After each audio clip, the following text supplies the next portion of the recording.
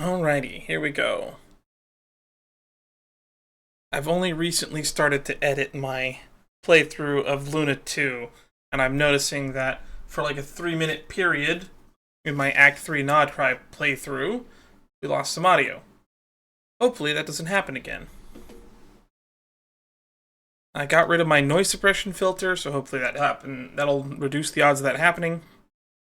That being said, I had to more fine-tune my noise gate.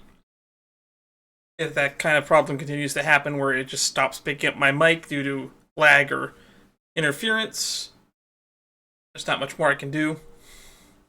That being said, this has happened before, and it could just be a problem associated with system interrupts because my computer is old. I built this PC in 2014.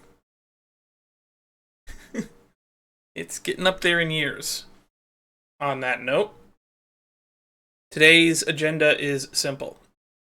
During our playthrough of Act 3 and Act 4 of the Archon quest, we discovered another quest line that we can start to get that proof of cognoscenti, which means we'll have 4 out of the 5, and maybe the 5th one will unlock once we have 4 out of the 5, kind of like how with the Hisi Island quest line, where once we had collected all of the stones minus 1, it opened up that last area so that we can get that sword. At least that's the plan of action. So this could be a short 2-hour stream. This could be a long 4-hour one. I'm not entirely sure. I'm hoping that it ends up being the former rather than the latter. But if it does end up being too short, there's other stuff we need to do. It's been over a week, so we can check in on Columbina again. We'll do that. I'm sure there's some Traveler's Tales that we can pop in and do. And we'll do a lot of this shorter stuff out of the way as well. Also, I believe... Oh, right, I left off here.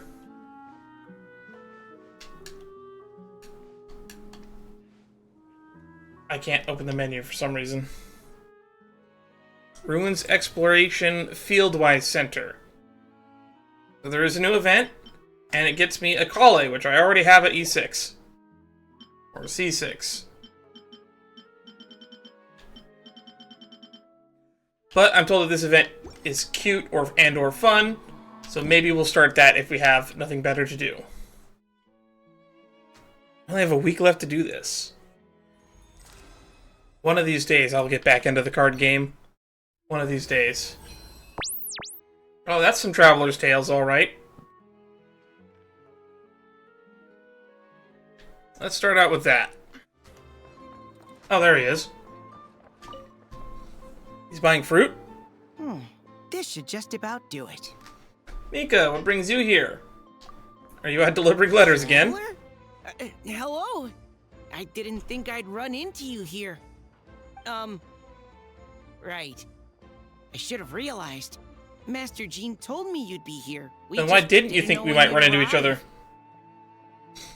I didn't expect to run into you as soon as I set foot in Nodcry.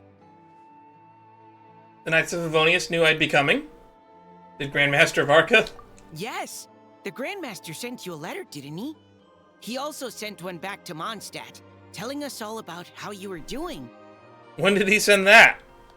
Of course, all the knights back home are still figuring out how to support you. But the Grandmaster wrote that we shouldn't be hasty and that he already had everything in hand. Things are indeed in order. Don't worry. Even got some amazing accommodations. Yep. The Grandmaster's always reliable when it comes to important business. So when he says he'll handle something, we know we can count on him. But of course, if you run into any trouble, remember that the Knights will always be there to help you. Feel free to come look for us whenever. So why are you guys in Nodcry again?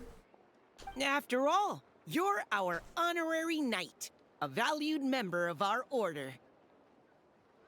That's what Master Jean told me to tell you when I departed from Mondstadt. In that case, I'd like some apple cider. Sweet madam. Huh? Give me a moment. I didn't bring any sweet madame with me, but I do happen to have a bottle of our best cider. To be fair, the food that I actually associate with Mondstadt is the sticky honey roast, because that's what Amber told us to go get in Mondstadt, and it's the whole reason she brought us into the town, and that we don't actually get to try it until the end of the Mondstadt Archon quest. Captain Kaya asked me to bring it along. He knew you'd miss it. Guess he was right. Kaya thought of even that. I'd expect nothing less from his razor-sharp mind. Okay, I need a minute. I put it in my backpack and wrapped it in clothes. Man, I sure hope we get to give Kaya back his horses. Oh, here it is. Go on. Have a taste. You didn't bring some for the Grand Master? I heard he loves his liquor. I did, of course. When I was leaving, the Grandmaster specifically asked me to bring some bottles of our very best dandelion wine for him. At first, Master Jean protested that my main objective on this long journey was to deliver letters to Nodcry, and she'd rather I not overload my luggage. She said someone else could transport it later. Who's that someone else? Captain Kaya, maybe? But after giving it much thought, I packed 2 bottles of wine for the Grandmaster anyway. Otherwise, he'd be talking my ear off about how wonderful dandelion wine is while waiting for it to get delivered. Boy, that must have sucked. Oh, right. If you crave fresh sweet madams and steak, do come back and visit the Knights of Favonius' headquarters when you're free. I have the recipe already. That was what Amber wanted me to tell you. Aw, how thoughtful. Amber thought left us a message. And that's all the messages I have for you. I should get going. Farewell, honorary knight.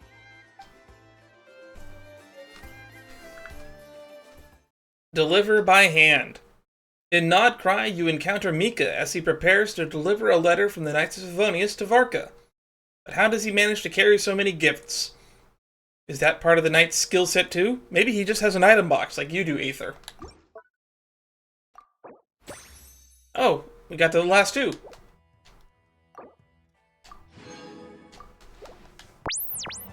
Alright, what's next?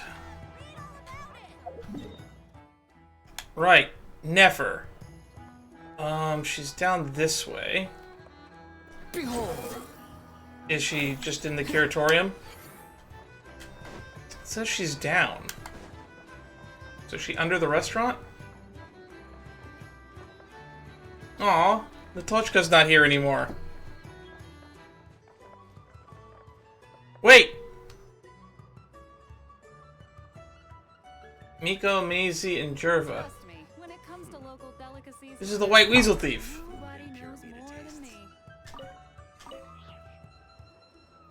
It's the one that stole Paimon's Mora, right? Never seen a White Weasel Thief. You think it might be ill? It was full of energy just now. It even tried to snatch some food from Jerva. Doesn't seem so sick to me. Maybe it's a rare species. Linnea might know. Whoa, it's the Mora thief who emptied Paimon's secret stash! Weasel Thief tries to run away, but the 3 kids are lightning fast. They pin it down. After a short struggle, it gives up. You take the chance to explain what happened. But this isn't the first time it's done this. In that case, we gotta teach it a lesson.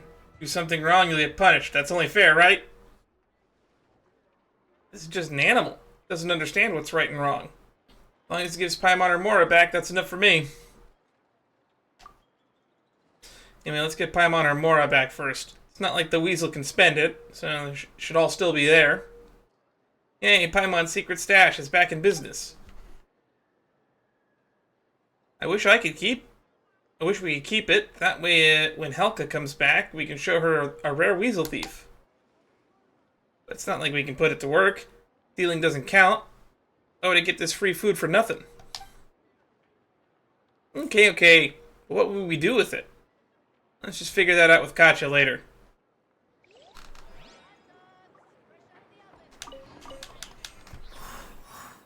So it looks like people will just show up at this restaurant every so often. Oh no, not the lucky spin. So it makes me wonder if all the people we've met on World Quests, if they've popped here at some point and I just never noticed. Because we don't really walk through here all that often.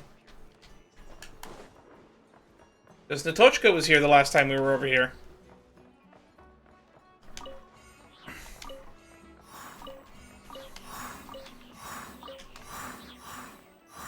Wow, that Weasel Thief was leaving a whole trail. Oh, she's in the flagship. The map is not very helpful sometimes. Oh, there she is. She's on the couch. A base of dandelion. Whoa! Aged for 25 years. 1/7 part bittersweet liqueur. Yolan and her new filled fit! halfway with fizzy zaytun peach pop. All 3 of those ingredients are fairly sugary. It'll have a lovely sweet aftertaste, even a little too cloying. A spoonful of salt and half a spoon of powdered summer orchid leaf should cut through the sweetness in a way that's clear but not overpowering. I was wondering if these two knew each other. I can imagine it now. A delightfully layered flavor. Unfortunately, she's showing up a little bit too late because we found out during the Archon quest that Regrator is no longer in Nodcry. And it looks like, sadly, that the Pale Star Edict did call all the Fatui Harbingers here, but unfortunately all of them shortly left afterwards. Kind of sad. We would have been an opportunity to introduce them all before we go to Shtesnaya proper. It's all down to the seasonings you sent me, Lady Nefer. Otherwise, I'd have no idea how to mix up a cocktail that so befits Nodcry. Oh, we're talking about cocktail mixing. Just a little gift. I'm glad you liked it. I'll be happy to send more when you run out.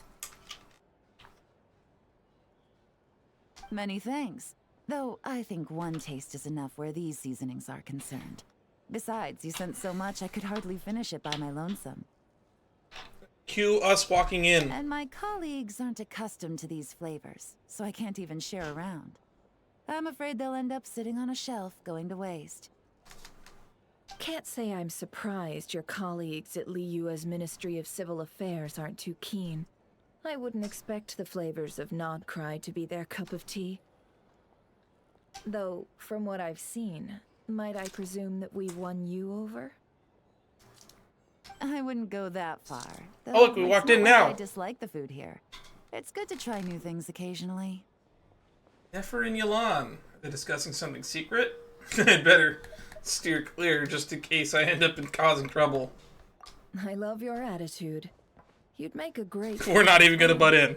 It would be nice if everyone from the Ministry of Civil Affairs were like you. Just 2 intelligence network specialists having a casual conversation. We assume that they're having top secret intel, so we decide to fuck off. Come on now, are we going to do this song and dance every time I drop by? Oh, every time. So they are very formally acquainted. Stop fixating on the ministry. Never mind them. Have you managed to carve out a single foothold in Liyue after all these years? You know what they say over there. A journey of 1,000 miles begins with a single step. If I don't test the waters, how will I ever know? Don't waste your energy. No matter how long those claws of yours are, you're never getting them stuck into Liyue. Why? Is she into doing some shady business? She could always start a legitimate business shop over there. Is that a warning? It's advice.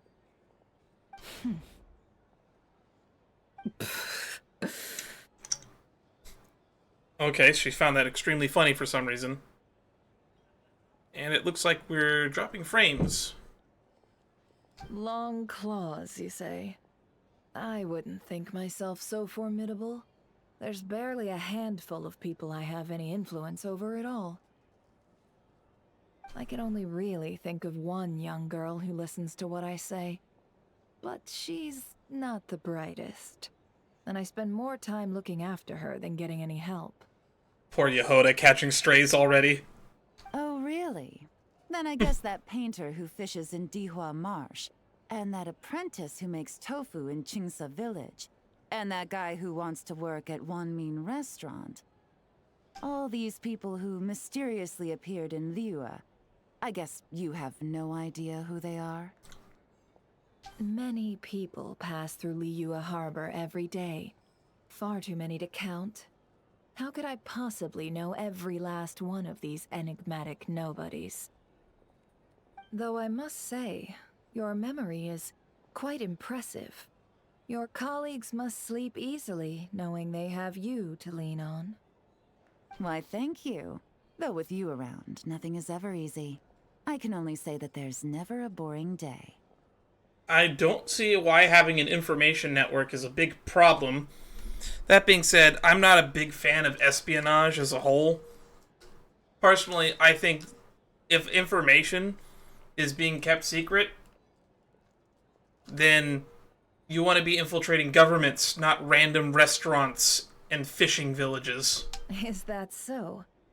Surely your workload has lightened now that you're far from the ministry? If you've got time for another drink, I'd be more than happy to mix you one. Here's to a relaxing day for us both. I don't think it's a relaxing day. How much of that conversation did we hear? Oh, they're still here. Hey there. Here. Taking a moment to unwind every now and then does wonders for the mind. I'm in full agreement. Though some strings must remain drawn tight, Lady Nefer. Just in case.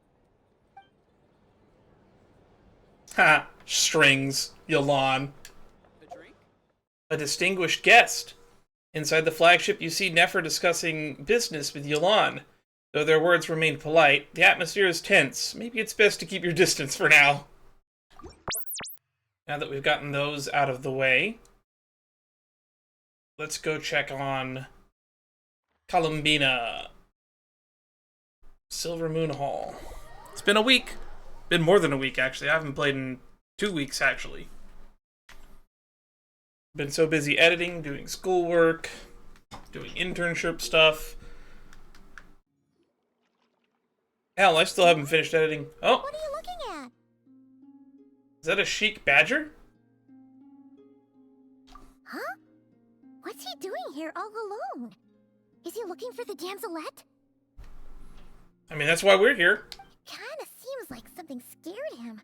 Come on, let's bring him inside with us. Let's just shove them in our inventory. May the Moonlight Connect Us. Columbina! Looks like she's sleeping, Paimon.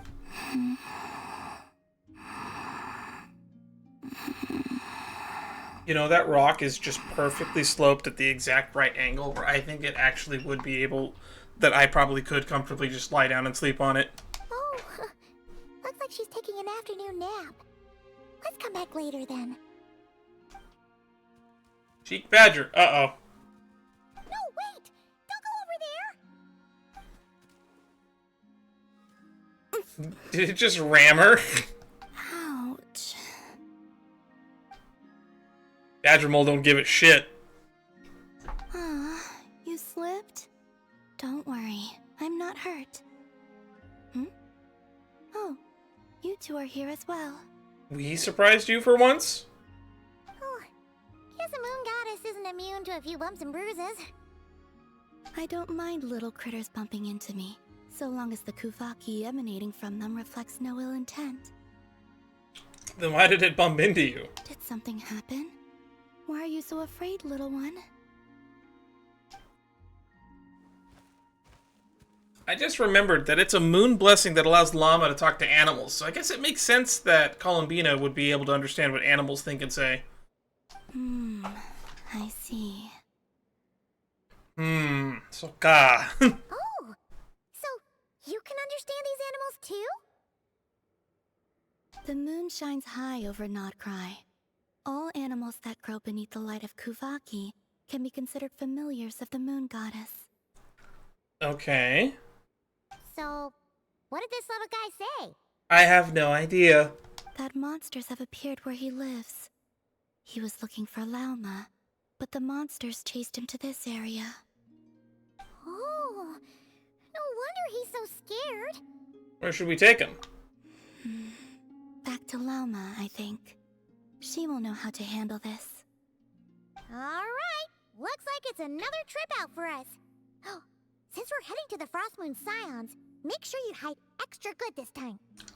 Why do we have to bring her with us, Paimon? Alright. I guess we're doing this. Good thing we have this meeting point unlocked. I like the idea of meeting points. Little hub areas. Good idea. I'll ask Kunigunda to bring more fruit over later. She will need rest over the next 2 days. Popping up like on the wall. What a bunch of ditz is over there. Huh.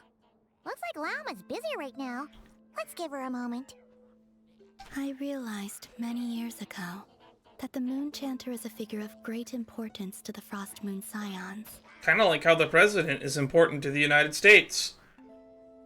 Sometimes, I think their task is even harder than that of a god. I think I hear an Abyss Mage. Finally, she's got some free time. Let's...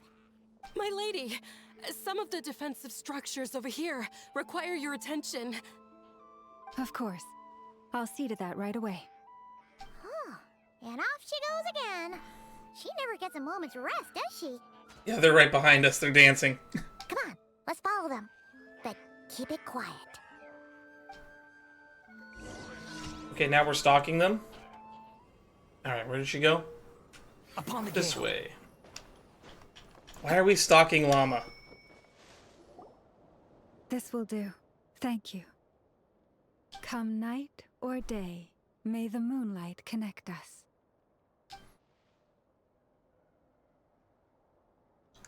You know, she can sense Kuvaki. She probably knows that we're here. That has changed from when I last heard it.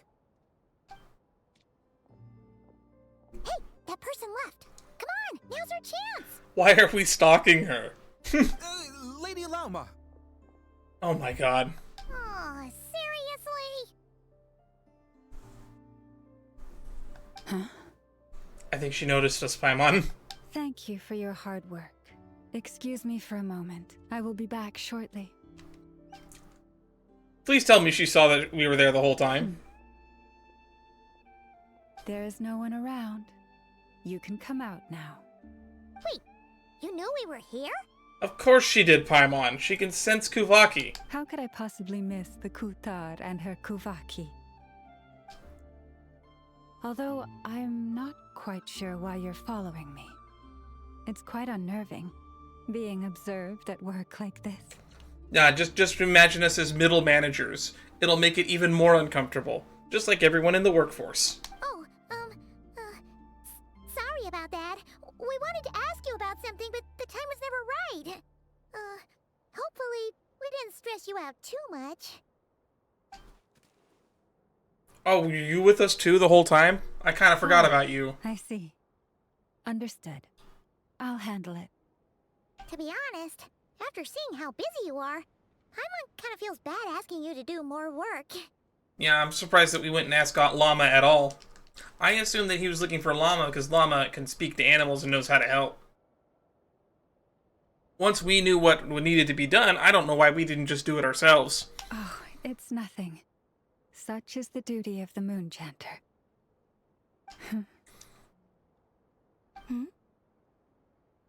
Now that you have seen all this, Kutar, what do you think of the Frost Moon Scions today?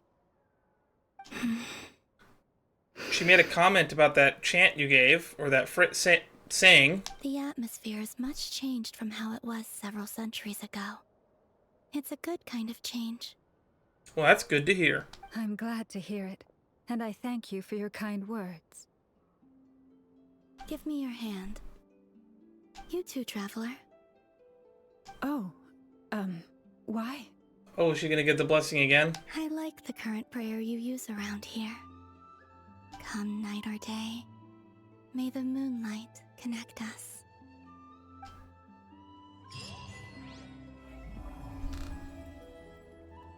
New Moon's Embrace obtained.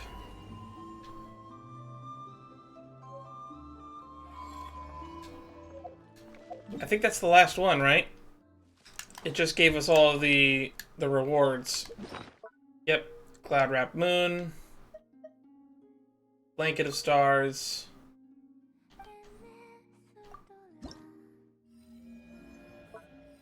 Yep. All 6 of these.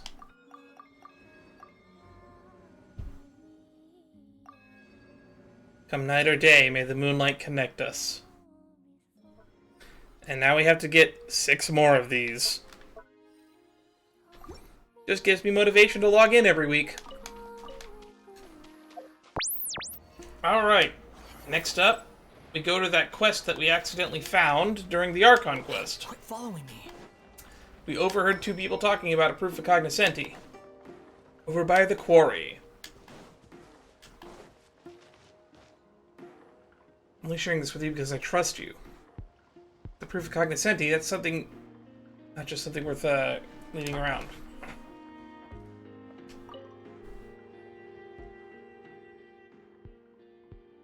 Proof of the cognoscenti? Wait, are you talking about what Paimon thinks you're talking about? Huh? Why are you crowding around? We were discussing something super top secret here. Clue about Reed Miller's great treasure. Fantastic, count me in. Fair point. In that case, let's team up. I've been struggling to scrape together enough startup money anyway. 1 share for me, 1 for you, and 1 for the flying one. That's 3 shares. 500,000 mora each. Each? 500,000 mora? Vieri, didn't we agree this is supposed to stay between the 2 of us? I only told you because I trust you. But 1.5 million mora, that's way beyond the sort of startup money I could raise on my own. I can just scrape together about 500,000. Ah, so we're not getting paid out. We're paying in. And these 2 look like seasoned adventurers. We team up when our chances of success won't go way up. I have high hopes for you, Vieri. If you think you found the right people, then I'm willing to give you a shot. Now, as for our flying friend here, given her unique physique, it's only fair she receives special consideration. Ooh, is that a gift for Paimon? Sort of.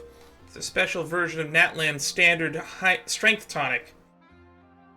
We tweaked it so it works for more people, even people who fly. It's totally safe. What kind of snake oil you selling me? As for the price, it normally goes for 2 million mora, but since you're with Vieri, I'll give you the friend's rate of just 1 million mora. What do you say? 1 million mora? Special surprise gift, Paimon. 500,000. Not a mora more. Shake now or we walk. Why are you bargaining? We don't even need this thing. Exactly. Miss Hidimbi, I don't expect the flying one to be of much use anyway. It would be silly to waste a strength tonic on her. Wait a second, Hidimbi. You're the one who scammed Natochka. Oh, did she bring that up? I don't remember. I'll have to go back and look at the footage. Huh. All we wanted was to see if you had any good clues on finding treasure. Turns out you're shady, and he's just dumb. If you think you can trick the great adventurers Dan and Paimon, you'd better think again. Shady? Trick you? I assure you that this clue's entirely genuine. And so is the tonic. As for the price, that's just business. As for you, little loudmouth, you're exactly the sort of person I can't stand dealing with. Loud, full of yourself, all bark and no bite. Riding on someone else's coattails like you're a big deal yourself. Damn, she called you out. Miss Hidimbi. And you, Vieri. Didn't we agree this was supposed to stay between us? When something's meant to be secret, you lean close and whisper, not shout for the whole world to hear and attract unwanted company. You've put me in a foul mood now, and I won't feel any better until I've taught you a lesson. Take this. Oh, we're gonna fight her now? Care for a dance? Gilded Lie. I swear by my sword. Let's get it on! Cry louder! Squall Fury! Dance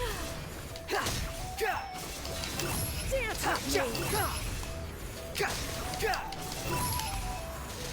The show's only just begun. You asked for it. Not done yet, at least. You were here to watch. Little no good.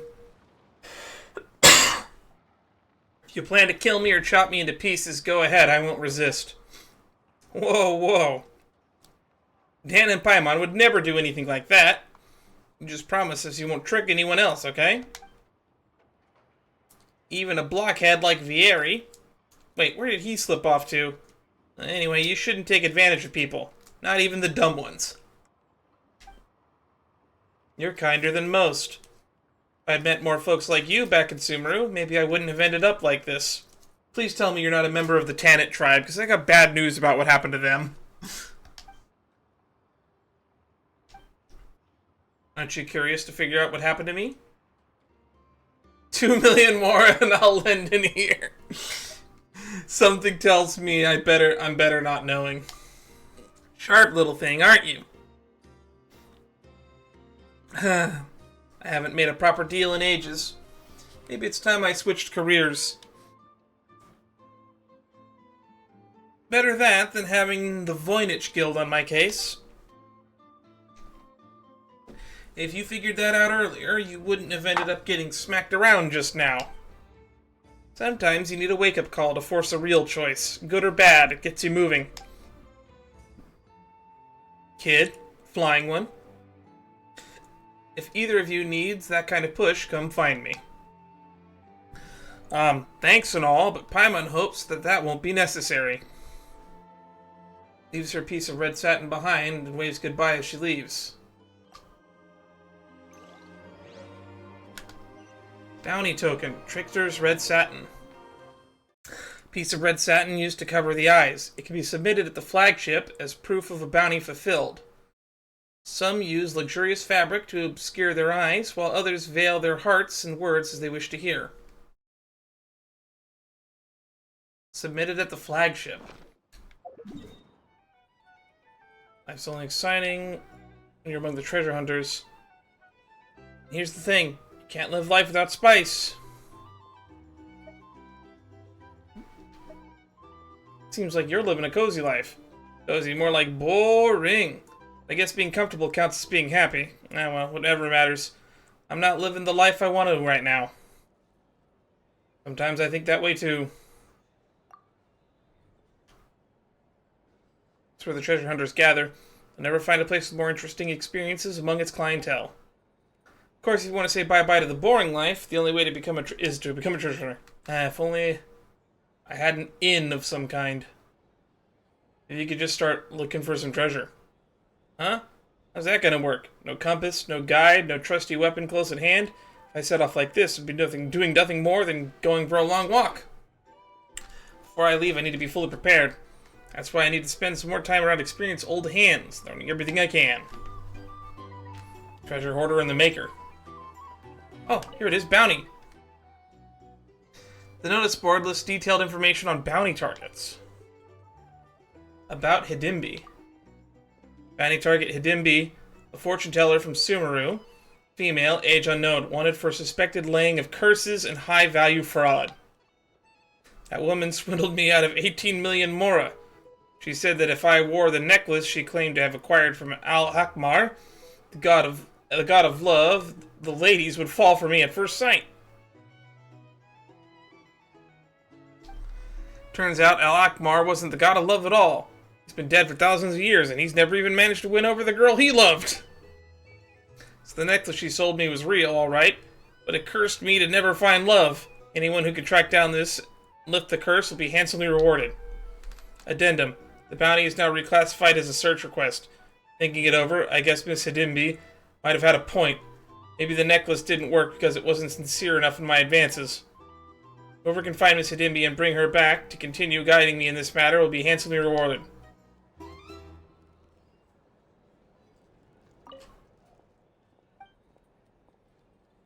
So we have Kairagi, Smugglers, Hark the Crackjaw.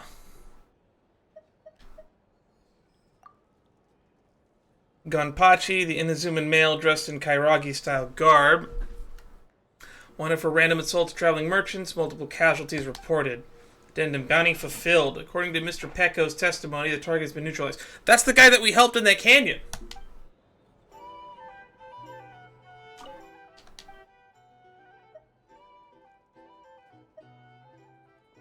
About the smugglers. Bounty target. New iron and salt gang. Wanted for suspected large-scale smuggling and trafficking in restricted hazardous goods. Addendum bounty fulfilled. To the rebranded gentlemen of the Iron Salt Gang, Spina di Rosula, sends regards. Those must have been those two gangs that we ran into that had the robot with them.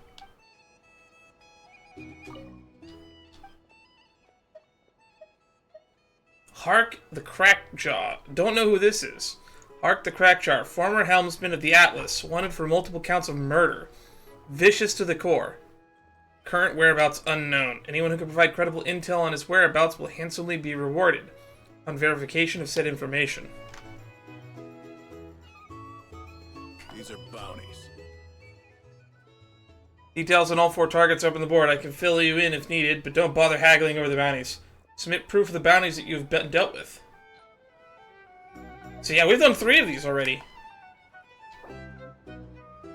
Mudstained Handguard, a protective guard from the Inazuman blade that witnessed countless battles. It can be submitted to the flagship.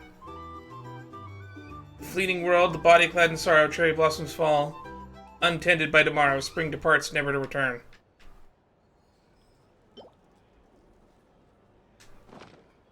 Good job, bounty's yours.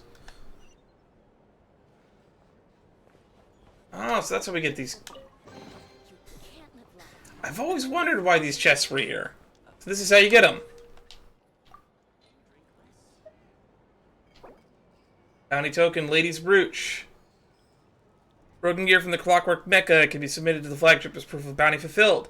Ah, my good sir, I could never forget the day I first laid eyes on that lady's captivating grace. Since that moment, she has never left my thoughts. She is not one to obey the will of others. If you should meet her, tread carefully. Don't be drawn in by her dazzling beauty like a moth to flame. Good job. Bounty's yours.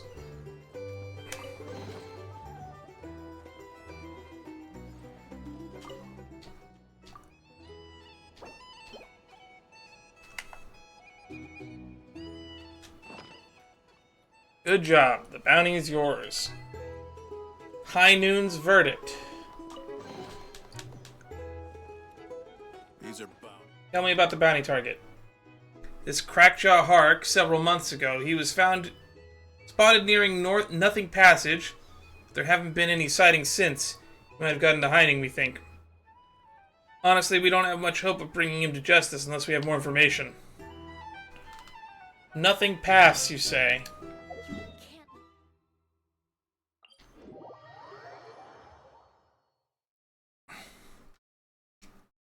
That sounds like it's worth investigating.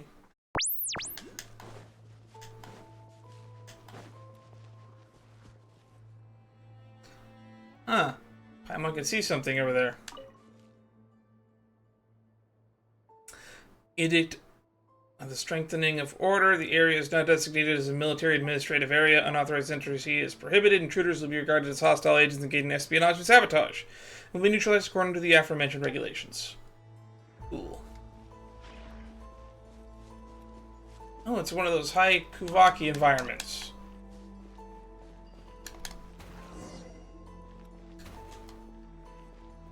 Oh, it's moving.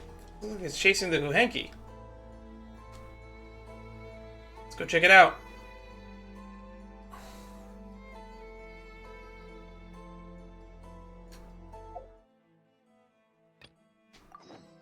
We did it. We stumbled on another world quest.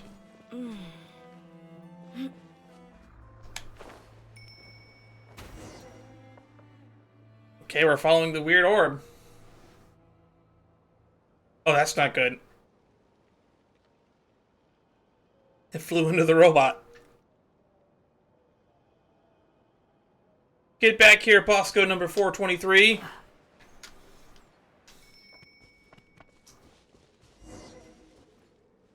We mean you no harm, we're just passing through. Have fun with this gift! Buckle up!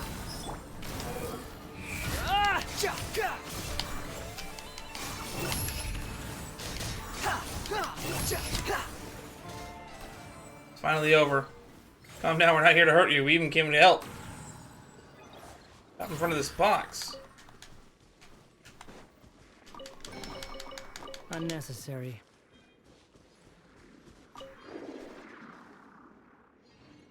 Much dust. Nothing in here except for blue stones. Hang on a sec, maybe it's searching for those blue things. So maybe we could direct it somewhere if we move the stones away.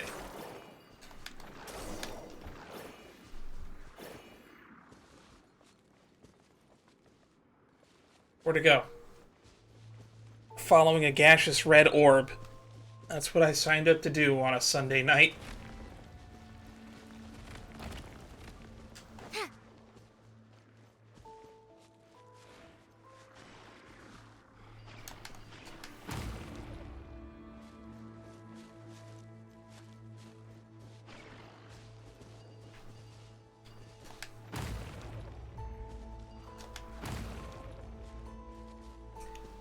Is the high Kuvake area just wherever this orb is going? Because I noticed that the barrier is kind of close to the orb. Here you go. Thank you, Madame Farazan.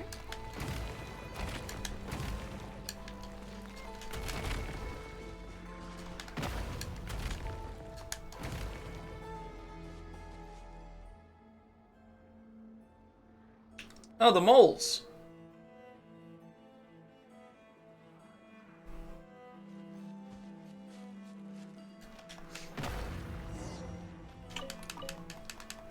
Possess something again. That doesn't look right. Could it have been caught by the Fatui's mechanism? Dare to mess with me? Squall Fury.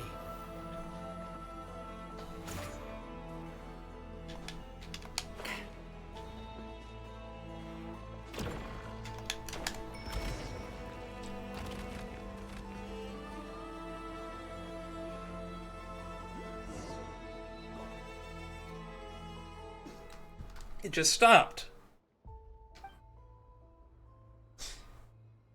If it really is a Sealy, then there should be a treasure around here, right? But, Paimon can't see anything. Since we're already here, why don't we keep going on a bit? The gorge doesn't look that long anyway. And heading back might actually take more time.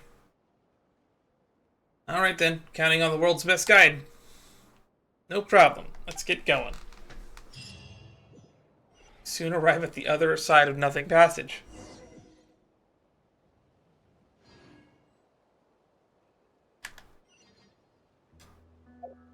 That unlocked us a new quest, Blues of the Old World. That teleported us to the other side of the passage. Too slow.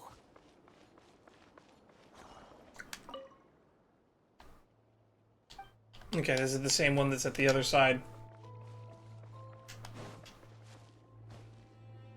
There's a light orb over there, but it's a different color. It's just Paimon thought. It's moving like the red one we saw before. Come on, let's go take a look. It's moving pretty fast. Behold.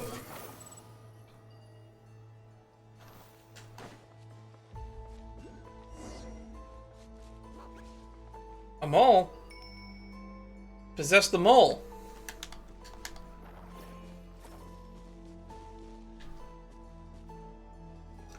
Vaki barrier set up by the Fatui.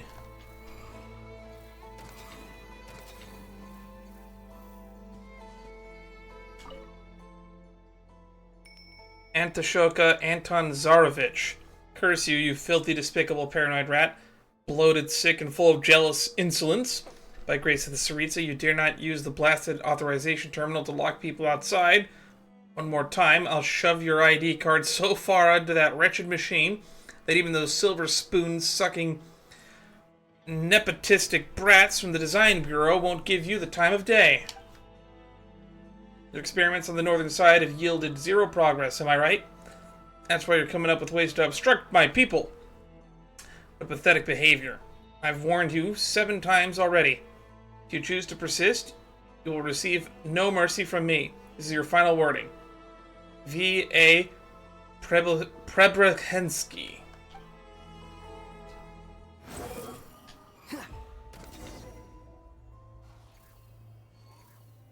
think we were supposed to use the jump thingy to do it.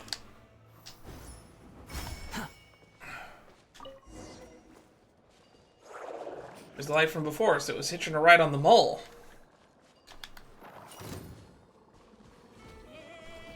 Oh, hang on. We're under attack. Barbados, guide us. The wind rises.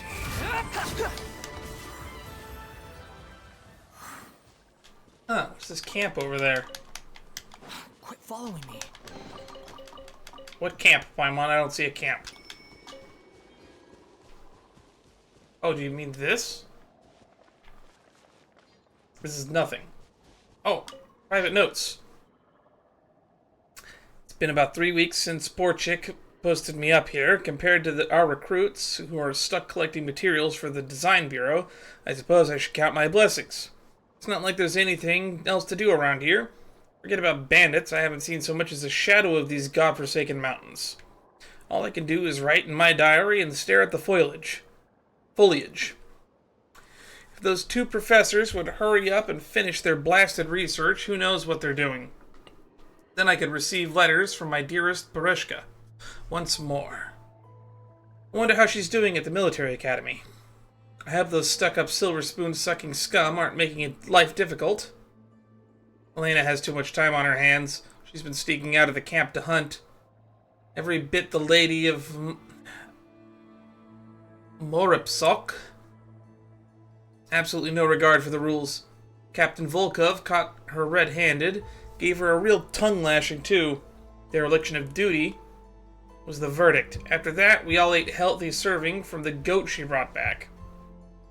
Maybe it's been too long since I last ate meat, but that goat tasted better than anything I've ever had in the capital. Maybe that's why those rough and ready frontier folk choose to live this awful backwater. The professors are openly at each other's throats at this point.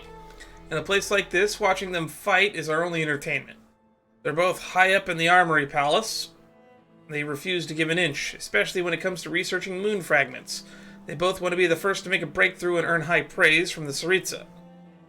Professor Kontiski doesn't even try to hide his contempt for Professor Preobasensky.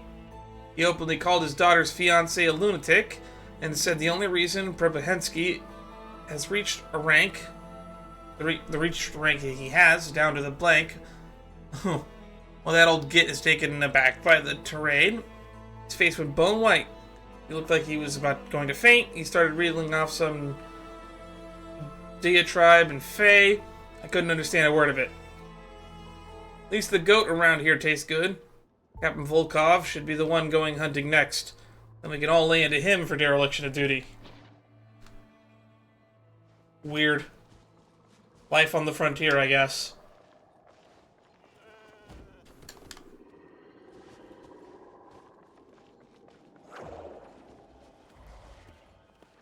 Attached to the goat this time.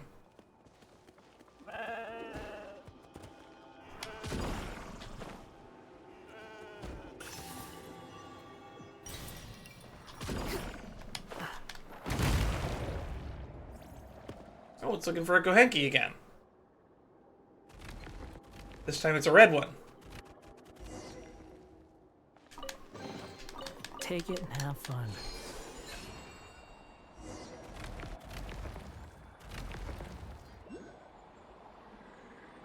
Well, this is a wide open area.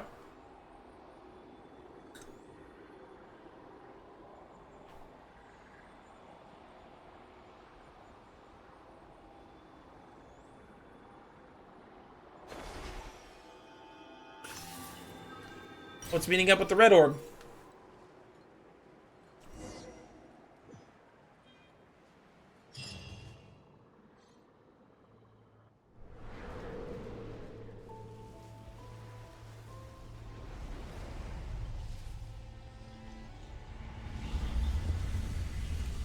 It's the red and blue magnets. Oh, that's not good. Oh, that's not good at all.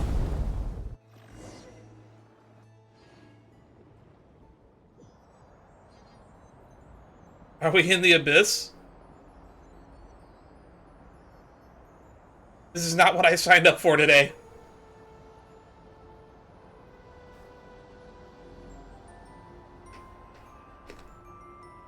I was just here to find a murderer and turn him in for a bounty.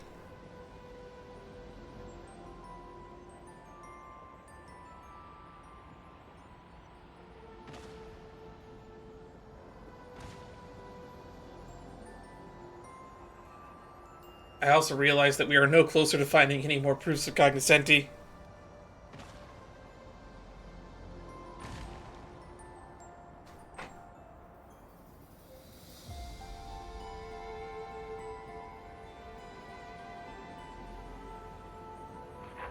Oh, I can see the light at the end of the whatever that is we're in.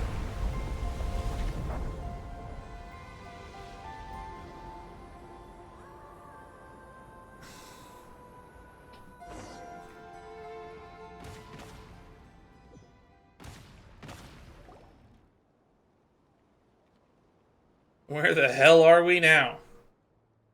Well, there you are, Dan. When those two glowing lights crashed into each other, the explosion set Paimon flying.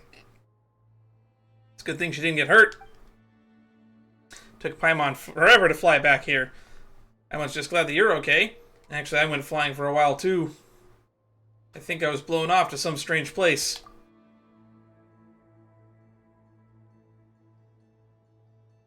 Paimon's never heard about a place like that in Teyvat. Are you sure you weren't just seeing things? Oh, so Paimon didn't even go with us where we just were. It looked like we were flying through the abyss to me. Anyway, as long as you're okay, that's all that matters. There's just way too much weird stuff going on around here. Let's leave this place before it's too late. Paimon didn't think that they'd be that dangerous. We didn't even find any treasure in the end. Why would something like that show up here anyway? If those two glowing things weren't Zeelies, then just what were they? They were chasing Kuhenki. Colors out of space. Behold.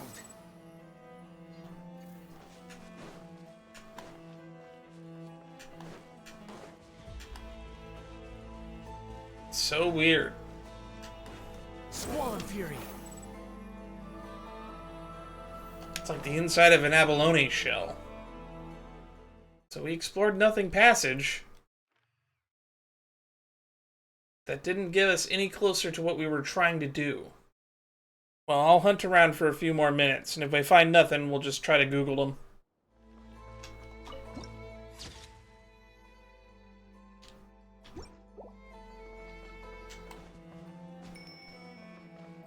That looks promising. Unnecessary. Private Notes 3. 2 blank. Well, I don't know who I can even write to. Maybe I should address this to myself to prove that, before this land and its ambitions are consumed by me utterly, my pitiful, fragile mind was for a moment still my own. My name is Pyotr Dimitrich Orlov. I hail from the 6th Company, deployed to Nodcry in service of the Snezhnaya and Arsaritsa. I am the second son of Dmitry Sergeyevich Orlov and Yevstrina Orlova. I'm unashamed of my birth. Our entire company was wiped out here. Only Private E. Smirnova escaped the gorge at the cost of Fourier A. Volkov's life to send the Design Bureau a distress call from the dead men and women. If you find this piece of paper, please hand it to my superiors and inform them that Private Smirnova was no deserter, nor was she complicit in the calamity that befell us here. A.Z. Karnesky and V.A. Probahensky, it was their dastardly experiments that birthed the catastrophe here. They are dead. May Her Majesty curse their deaths. May they never rest in the pure snowfields. I don't know what blasphemy they committed, nor do I wish to. That color devoured everything. There's nothing left. Nothing at all. They were inside those damned rocks at first. These detestable rocks. Those detestable rocks that fell from the moon. Karnataski and Piobahensky awoke them, each in turn. This followed by a dozen or so counts of barely legible base vulgarities. I don't know what they want. They are coming, dearest Pereskiva, my Poreshka. Please forgive your big brother. Your Majesty, forgive me in all things. They are coming. Save me. They are coming. I don't want to die. I don't want to die. Ooh, yikes.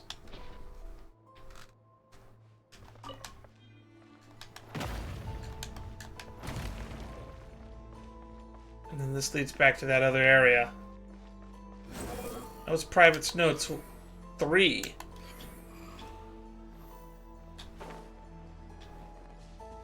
That's Private's Notes 1. We're missing Private's Notes 2.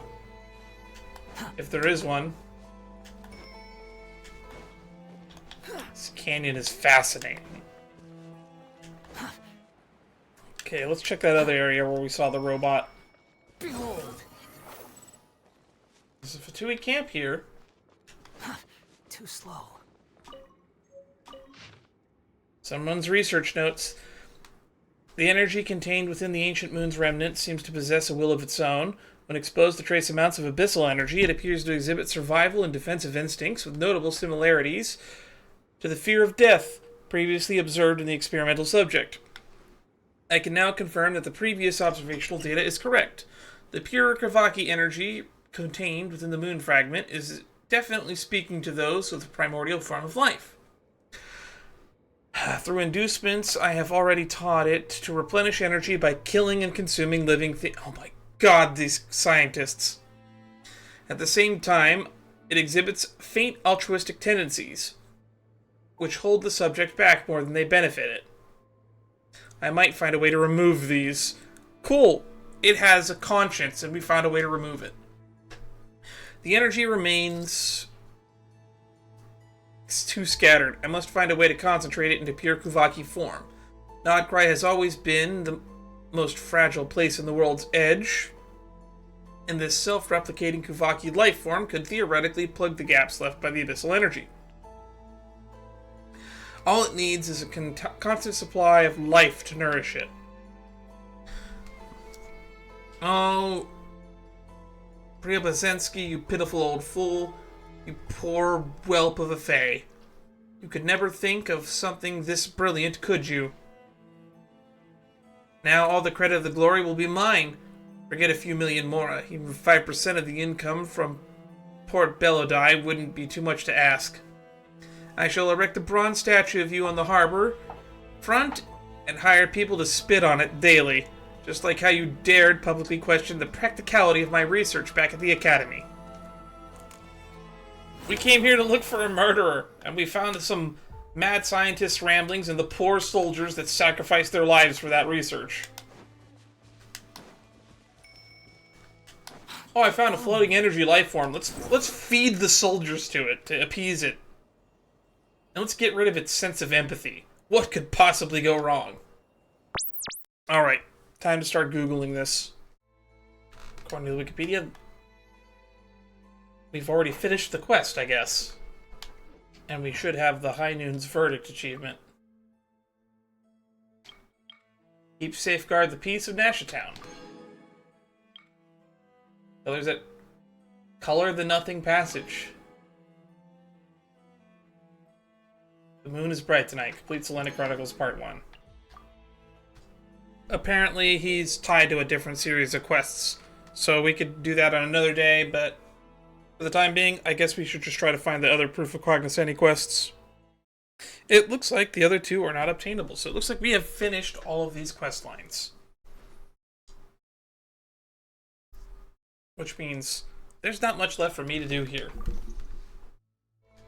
So it looks like there's a series of intel quests I can do, but I have no clue how to get those without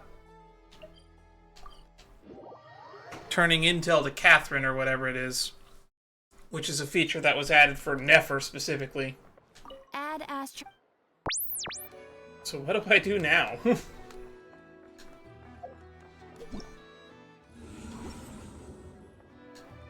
I guess we can start that event.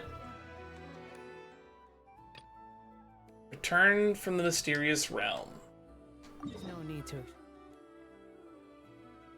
Looks like we're going to the academia. Huh. We haven't been back to the academia in a while. It hasn't changed much, has it?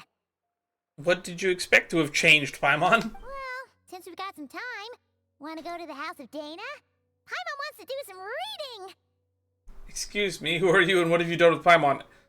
Wait, does Paimon not like reading? Is this the first I'm hearing about this? Ha!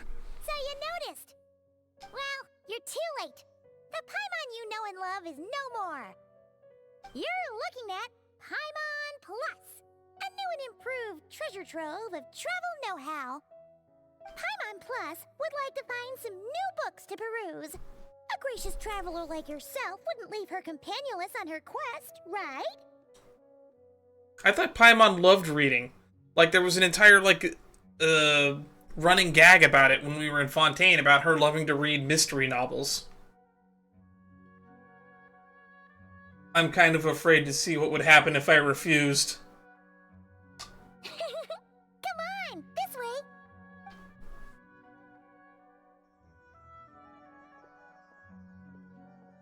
Hey, it's Kale! Hey, it's Kale and Cyrus? I was trying to remember his name. wonder what's going on. Let's go see. And the books? Abandoning the quest already? Well, you know what they say? Learning is a lifelong quest. Which means there's always another chance to read a book. But you never know when the next chance to reunite with an old friend will come along. Ooh, speaking of old friends, we should talk to Nefer's old friend here to see if they've remained in contact. Or if she's just high on incense.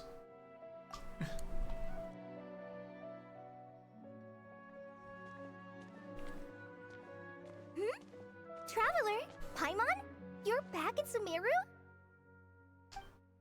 Oh, hello, you two. It's been a while. Hello, Looking Sino's to spend dad. Time with some old friends? Yep. We saw some familiar faces, so we came to say hi. Exactly, how could I forget the old man who lives next to Zaha Hadid? Exactly, how could I forget Nafi's assistant? I'm gonna go with the fun one. The first one sounds funnier. Ho ho! Excuse you, associating me with that woman. And if you're going to remember me that way, you should at least mention my tomato growing skills. So he's mad about the Zaha Hadid part and not the old man part? Kale. Love you, kid. But here's the thing. Old people don't mind being called old. It's people like me in their 30s that don't like getting called old. Because we don't like to remember that we used to be young. Well, Paimon's glad to see you in such good spirits, Cyrus. Must mean things are all good here in Sumeru.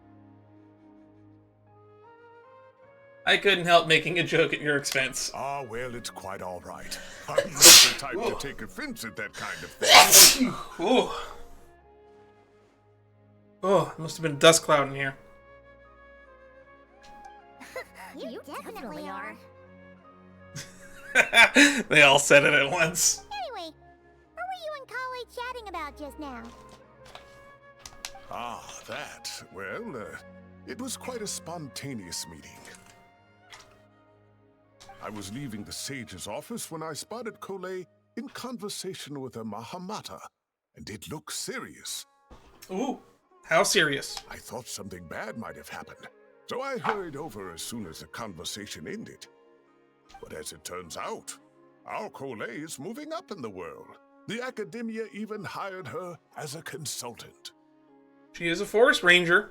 Wow, that's incredible! Oh, it's nothing, really.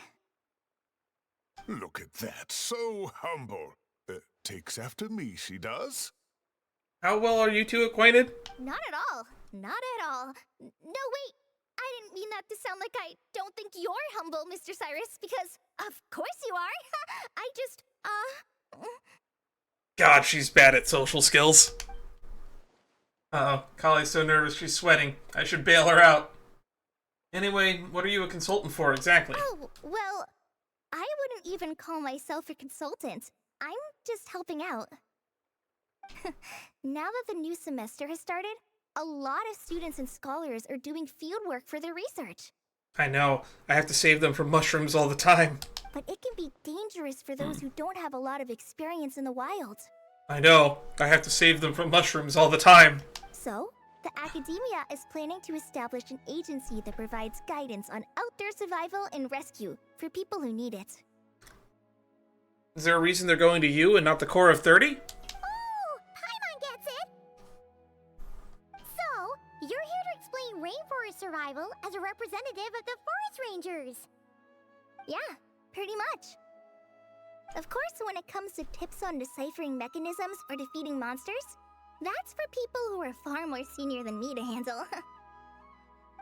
And speaking of which, since we're short on manpower, the person in charge at the academia said we're still accepting newcomers.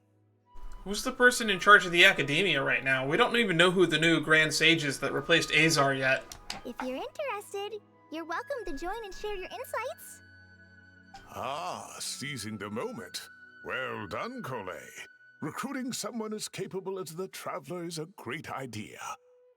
Oh, and just between the four of us, the Academia has set aside a generous amount of funding for this project. How much? Where does the academia get all its money from? I know that they're the governing body, but like, do all the taxes go to the academia?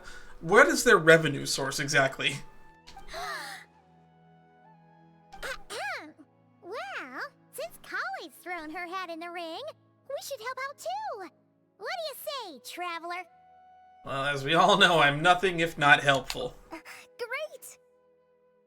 We're all supposed to meet up in Aru Village later, so I guess we'll regroup there. I feel another sneeze coming I was on. kinda worried, since Master Tainari isn't around to help this time, but now I feel much better. Why is Master Tainari not around? Have faith. You don't need anyone's help to do a great job. Yeah, even if you don't trust the Academia's eye for talent, you can trust ours for sure. And mine, of course. I have as good an eye for people as I do for tomatoes. We're still talking about your tomatoes, old man? Well, there you have it. Thanks, everyone. Oh, speaking of Tainari, how are things with him and the others? Good, thanks. All the forest rangers are doing great. Oh, but Master Tainari did mention that Sino and Sethos were heading to Gandharvaville. I'm not sure if it's for work or something else. Huh, knowing them, could just be to play some cards. I'm not sure. Apparently Sethos is bringing someone else with him too. Is it gonna be Nefer? But with my academia commitment, I didn't have time to ask for more details. Huh. Well, now Paimon's curious.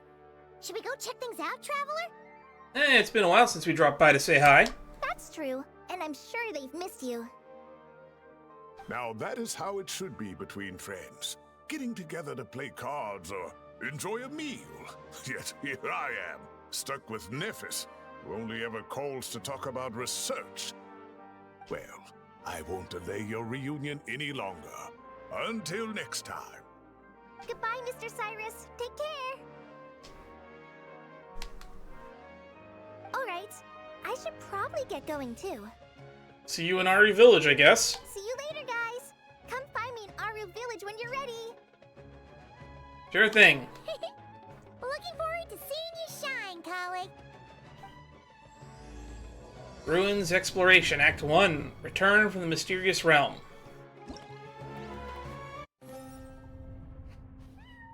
Cat.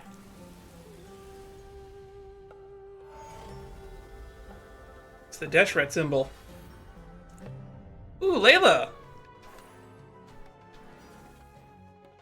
Skillful Scouting. Mechanical Puzzle Parsing Paradigm. That's gotta be Farazan related.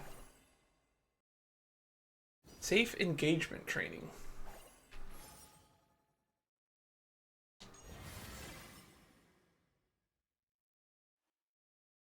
At Kali's invitation, you and Paimon arrive at the venue of Academia's newly established Fieldwise Center. Ready to participate in its further development? At Kali's invitation, you and Paimon arrive at the venue of the Academia's newly established Fieldwise Center. Ready to participate in its development? Safe engagement training. The Fieldwise Center.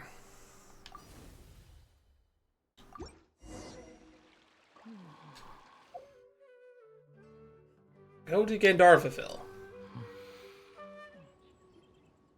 Tainari's place. Tainari's place. Ah! Here it is!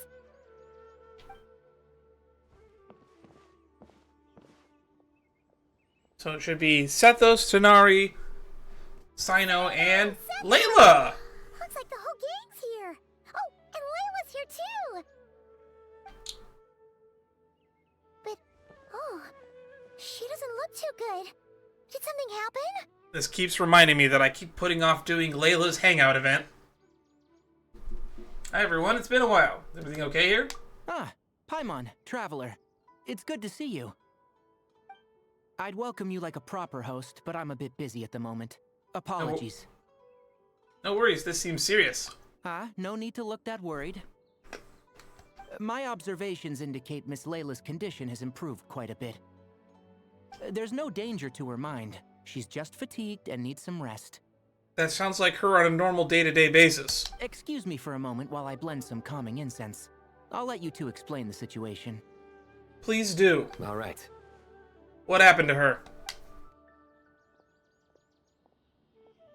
What happened was, Sethos and a few members of the Temple of Silence rescued Layla, who was out in the desert trapped in a state of delirium. She had to be rescued? Oh, that sounds bad. That's all you're gonna say about it, Sino? I mean, we don't want people jumping to conclusions. Go figure, the secret keeper is the one that wants us to divulge more information. That's all I can say about it. The person involved is unable to explain what happened to her, so we're limited in what we know. Sorry. My head is still dizzy. The moons. Exactly how many are there? Oh my god, I forgot that you're like an astrologian or something, and that you study the sky, the stars, and whatnot. Similar to Mona. The moons. She's been repeating that phrase over and over again, but she can't seem to remember what happened to her. We tried a few things back at the Temple of Silence, but we couldn't recover her memories. Her symptoms are kind of similar to researchers in the Satyavada life state, so we brought her to Tainari to see if our veteran forest watcher had any other ideas. Tainari is pretty much our last option, so let's hope he can help.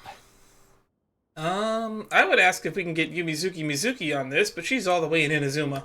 The good news is, even if restoring her memory is a no-go, we can help with the headache at least. Jur was in a similar state when we found him, delirious and mumbling to himself, but he's more or less back to normal now. Is he? I'm a little concerned the way you phrased that. Sorry, I should give you some context first, huh? We should let Miss Layla get some rest. Come with me, you two, and I'll introduce you to the other victim of this incident. Good idea. I'll wait for Tainari here and keep an eye on our patient. All right then, this way.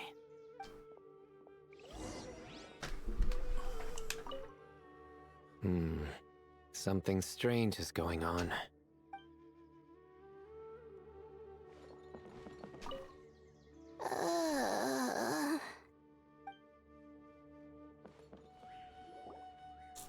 What was this guy's name again? Dur? Who did the Ajalenok not offend? I just don't get it. Oh my god. Hey, Jur. Still musing about Ajalenok nuts, huh? Want me to have Sino come over and tell some jokes? Might help distract you. No. No need. I'm done. I like jokes. That's one nutty idea.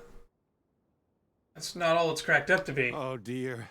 Another master of puns. I couldn't help myself. One of Sino's card buddies, actually. I think I might just take that as my cue to head back to the desert. Hold on. So, what's the deal with the Ajalenok nuts? Other than the bad Sino jokes. We'll get to that. But first, introductions are in order. This is Jur, a member of the Temple of Silence. And you remember the Traveler, right, Jur? Of course. I'd never forget a participant in the Rite of Duels or the hero who saved Sumeru. Awesome. Could you go over what happened to you one more time, Jur? Our valiant hero is gonna help us get to the bottom of this. Huh? I am? That's a funny image. There we go. Might as well join since you're here, am I right? Just hear him out. You're gonna want to uncover this mystery once you do. I'd bet on it. Well, I was on an expedition in the desert not too long ago when I got caught in some quicksand. Later, it became obvious it wasn't normal quicksand because instead of sinking to my death, I fell into an undiscovered ruin. In my panic, arms and legs flailing about, I suspect I touched some things I shouldn't have. Because in that brief moment, an enormous amount of information came surging into my mind. Uh-oh. I would hesitate to even call it knowledge, because my brain had no capacity to process the information.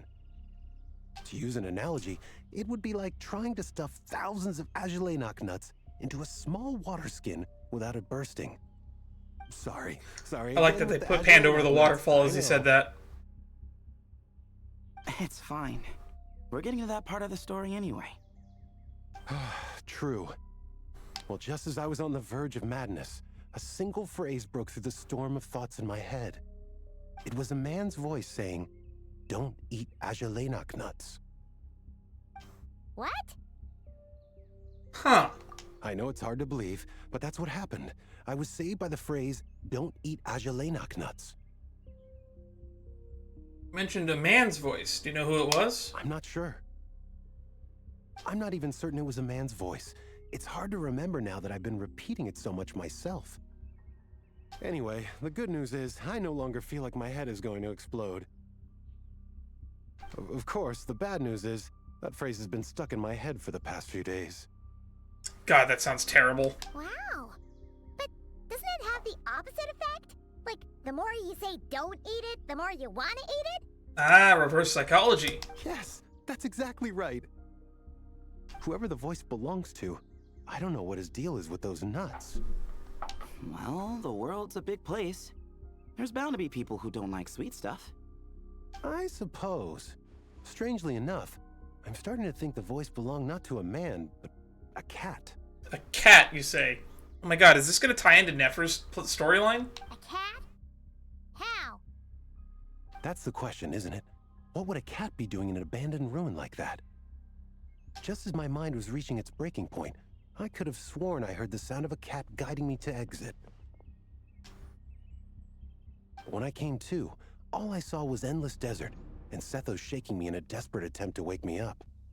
I'll admit, it was pretty terrifying seeing you like that. Staring off into space and... God, he looks dead. Agelenok nuts. You sure don't sound terrified. Sorry. It's not that I don't care. It's just kind of hard for rambling about Agelenok nuts to sound menacing. Now, what Layla was saying, on the other hand, that is much creepier. You mean about the number of moons? Exactly. The unknown is what breeds fear. Agelenok nuts are familiar. But the moon suspended above us at night? That's about as foreign as it gets. Do we tell him? Do we tell him that the sky is fake? Well, we don't know that for sure. There could be a whole other world inside an Agelenok nut, with a moon of its own. Huh. I guess. If you want to get into quarks and microphysics, then yeah, it can get pretty absurd. Technically, an electron is a moon orbiting an atom's core. Agelenok nuts are not to be underestimated. Man, you're gonna be the Agelenok nuts guy for the rest of the time, aren't you? Right, yeah, of course. Won't catch me disparaging the mighty Agelenok nut. No, sir. Huh. So, a similar thing happened to Layla then? Yeah, I think so. I was in a hurry to rescue Jur, so I put a marker on the incident site so we could go back and investigate. When his condition stabilized, we doubled back around to check and... You discovered Layla in a similar position. Exactly. Multiple victims with the same symptoms at the same location. It wasn't hard to conclude that something is seriously wrong with that place. So, after we got Layla out of there, I had the Temple of Silence put up a warning sign at the scene and send patrols to watch the area. Speaking of, Sino, Tainari, and I are going to head back there and investigate once Layla is stable. So, as per usual, you're here just in time. Yeah, it sounds like you need all the help you can get. That's for sure. But there's another reason I want Sino and Tainari involved in this. Because the story doesn't end there. Right, Jer? Oh, yes. Where was I? The Ajalay nuts butted in and I... Right. Yes. The cat. As I followed the cat noises, the voice said something else. So, there are those from Tula who still endure. That's, the Temple of Silence was based in the Tula before it became the Temple of Silence. But then on top of that, that's also Tanari's people. The Tanarians. I thought that was strange, of course, because, well, was the voice referring to me? Records of my ancestry are rather sparse, so I'm not sure if my bloodline even traces back to that place. Tula. That's right. The Temple of Silence's place of origin. Oh good, they are going to say that for those who didn't remember. And the home of Tainari's people. Plus, Harmonubis, who Sino and I both share a connection to, was one of the city's founders. As the temple's current leader, if something strange happens in the desert, it's my job to get to the bottom of it. But it turns out, a lot of people have a horse in this race, and I'm not leaving any of them out. Good idea. Count me in too. See? Knew you'd join. But yeah, that's all we know about Jer's situation. Tainari should be done on his end. Let's head back and check on Miss Layla.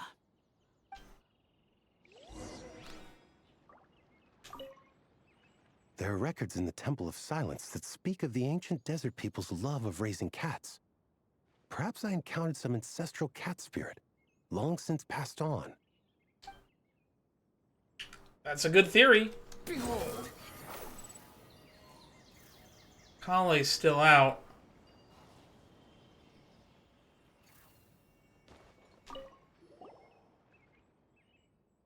Letter's been written to Kale. Let's check it out, but why isn't she here? Might be out working with Tanari again. Thanks for carrying my flower. We have so many things to deal with the forest, and it's easy to forget about things when they get busy. Thanks again for your help. Eat some potato boats at Mr. Janier's place when I have some free time. Kale's going to give us a treat. Paimon is going to write down this and remember it by heart. Paimon still has no idea what Kale is working on. Seems she has her hands full. Paimon hopes she's getting enough sleep.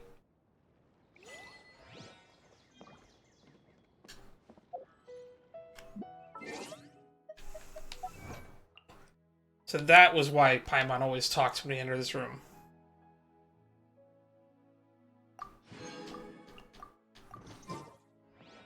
The wind rises.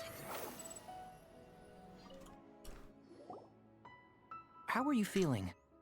But don't speak if it's too taxing. It's fine. I'm much better now, thanks. I feel like I haven't slept in 2 days, so pretty much back to normal. Whoa. That's your normal? Layla. Traveler, Paimon, I thought I heard your voices earlier.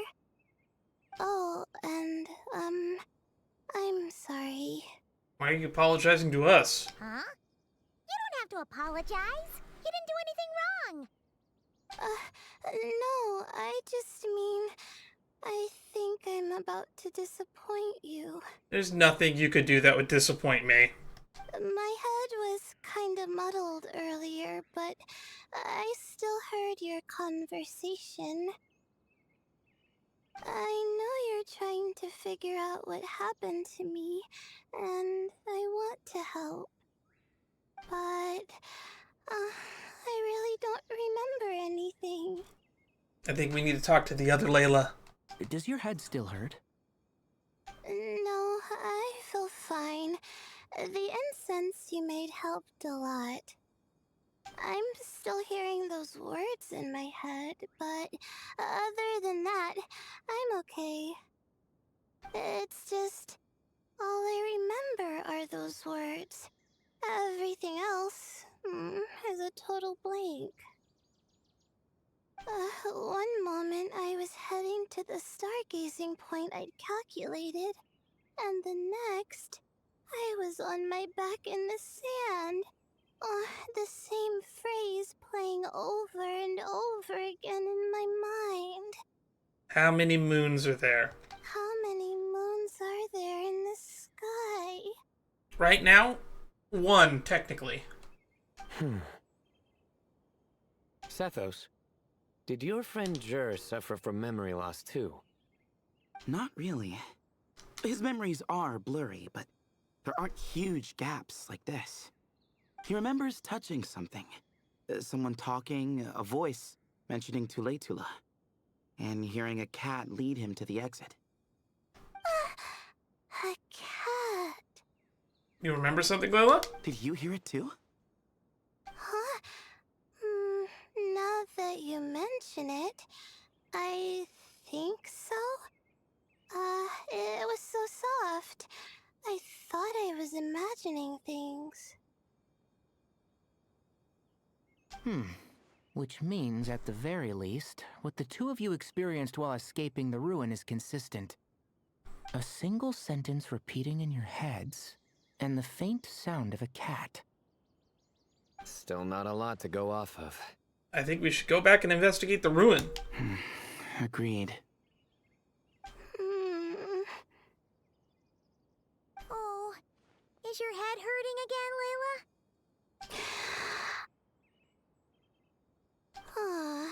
No, I was just thinking.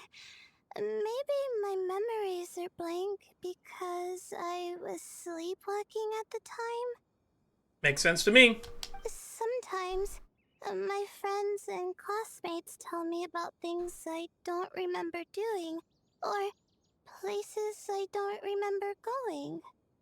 I don't talk about it a lot because, well, I don't even know how it happened.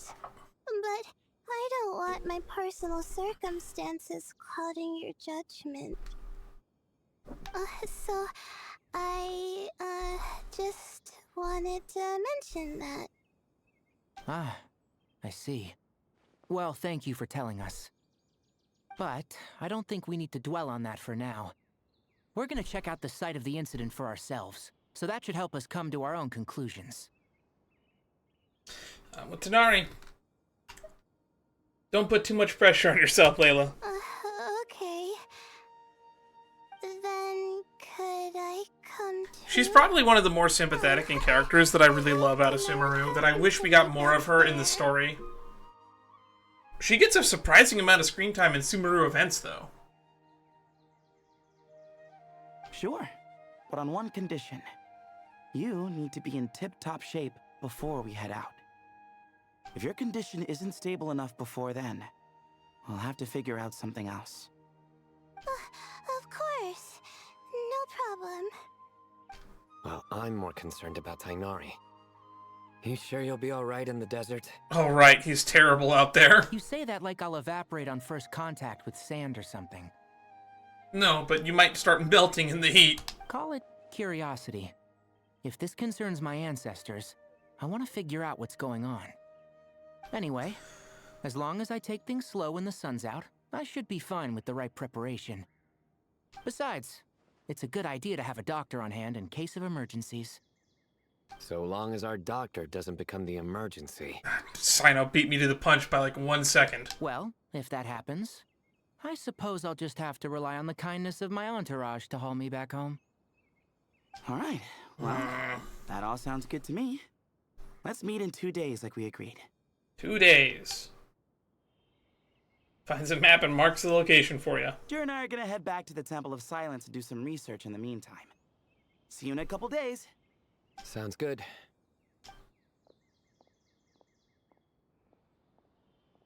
What about you, Layla?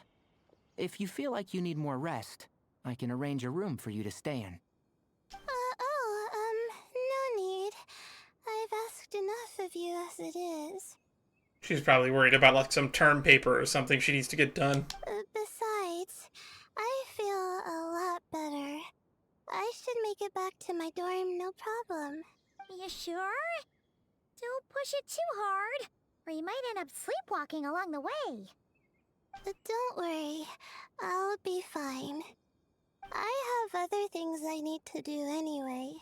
Like letting my advisor and classmates know that I'm fine, adjusting my stargazing schedule, things like that. If I don't get it all done, I doubt I'll be able to sit still, let alone stay here and get some rest. I'm not so sure that's... You know what? I'll make sure she gets back. A much better idea. Thank you, Traveler. Of course, if anything starts to feel off, come back for a checkup right away. You'd better listen to him, Layla, or he'll feed you tasteless slop as a punishment. Punishment? You're the one who caught a cold. You're supposed to eat light when that happens. Besides, with your nose stuffed up like that, you couldn't taste anything to begin with. When my nose is stuffed up, I can taste plenty fine, thank you very much. Huh. Is that so? And here I thought it was an in-taste-to-no issue. No comment.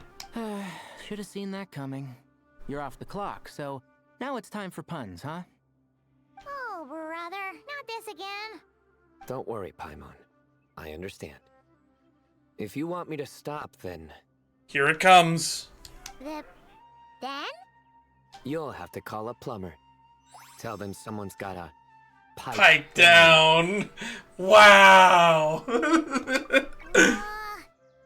getting more insufferable by the second. Put a sock in it already, please. Got it, Paimon. One sock. One sock in. Coming right up.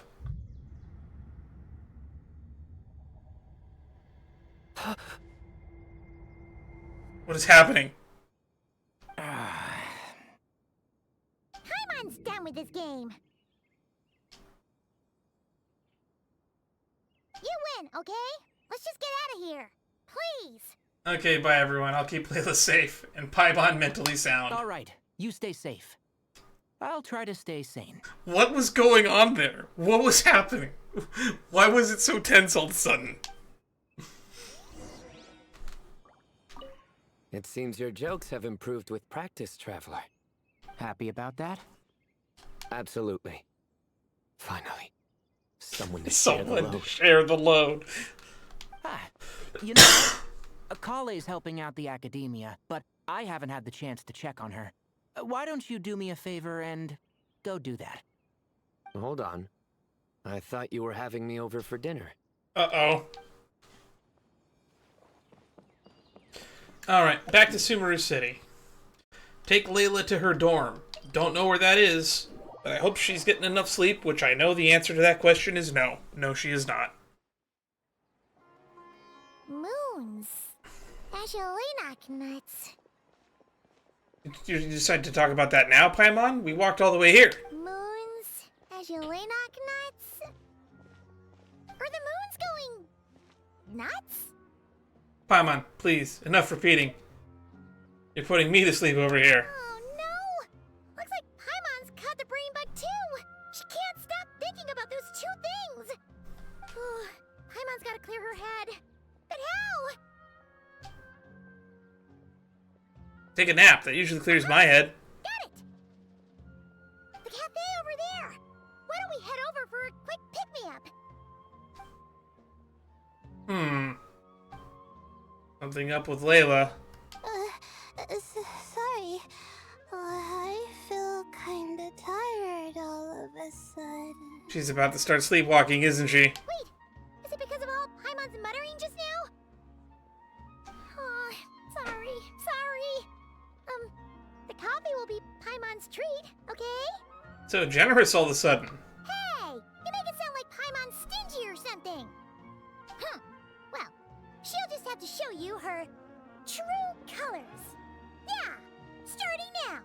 known you for 5 years. It's glad we're finally starting to see your true colors. You sit tight and take care of Layla, Traveler. Paimon's gonna get us some snacks and coffee. Be right back. Don't go anywhere in the meantime.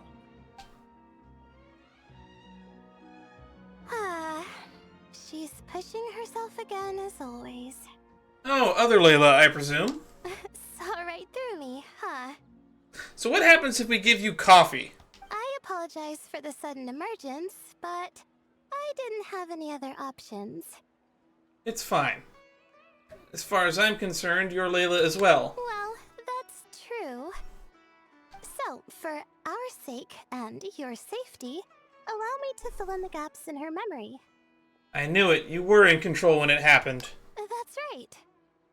Layla was already in bad shape, stressing about her new study topic, focusing on the stars instead of her surroundings. By the time she realized the danger she was in, it was too late.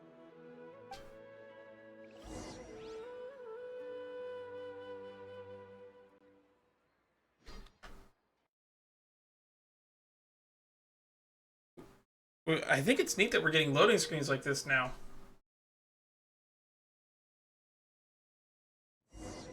So we're seeing what happened to her in loading screens. That's kind of cool.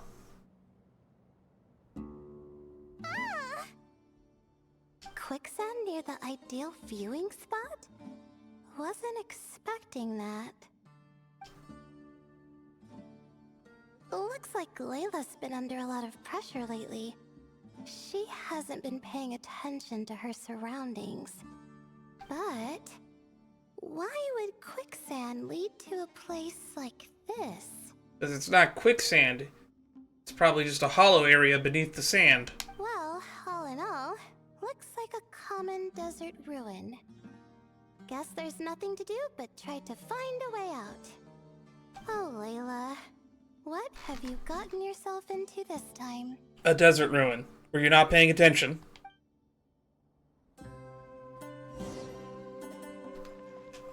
Trial Layla! At least I know how to play this character because I've built them before.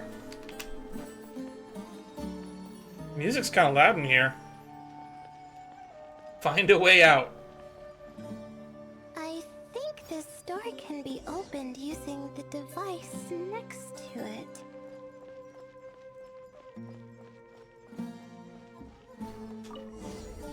Just like I thought.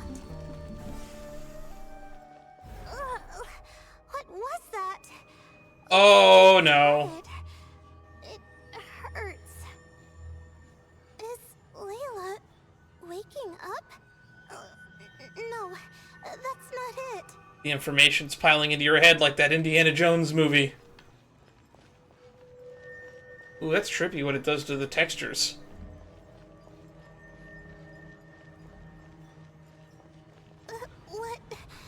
What's going on?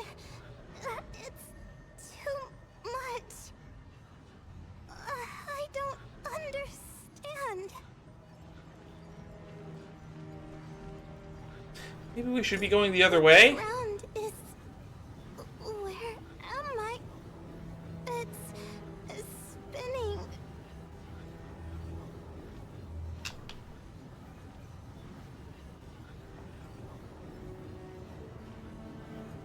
This looks painful. It's hurting my eyes.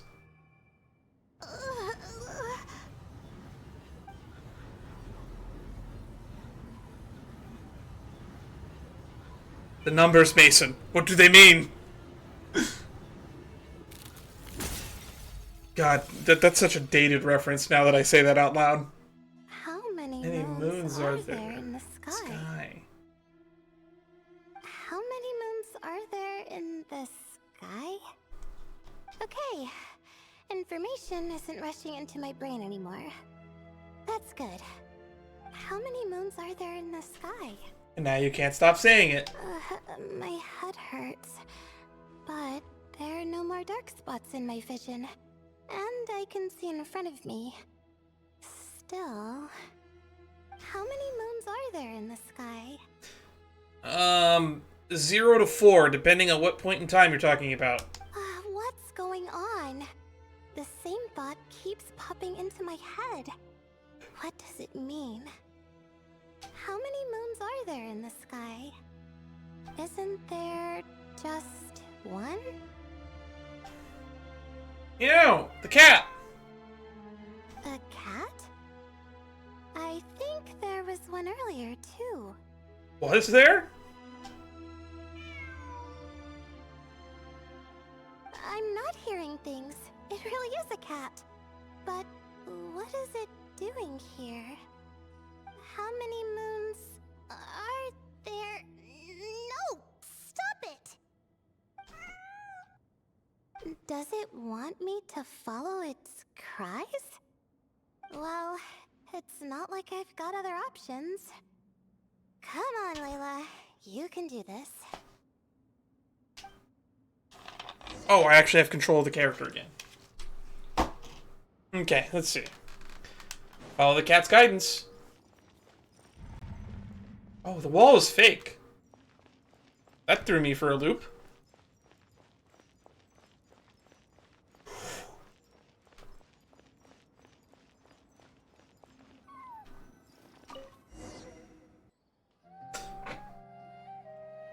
And so, I followed the cat's cries to find my way out.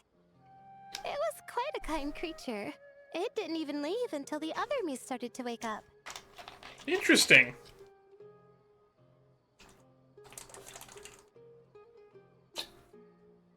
Well, that fills in the other gaps.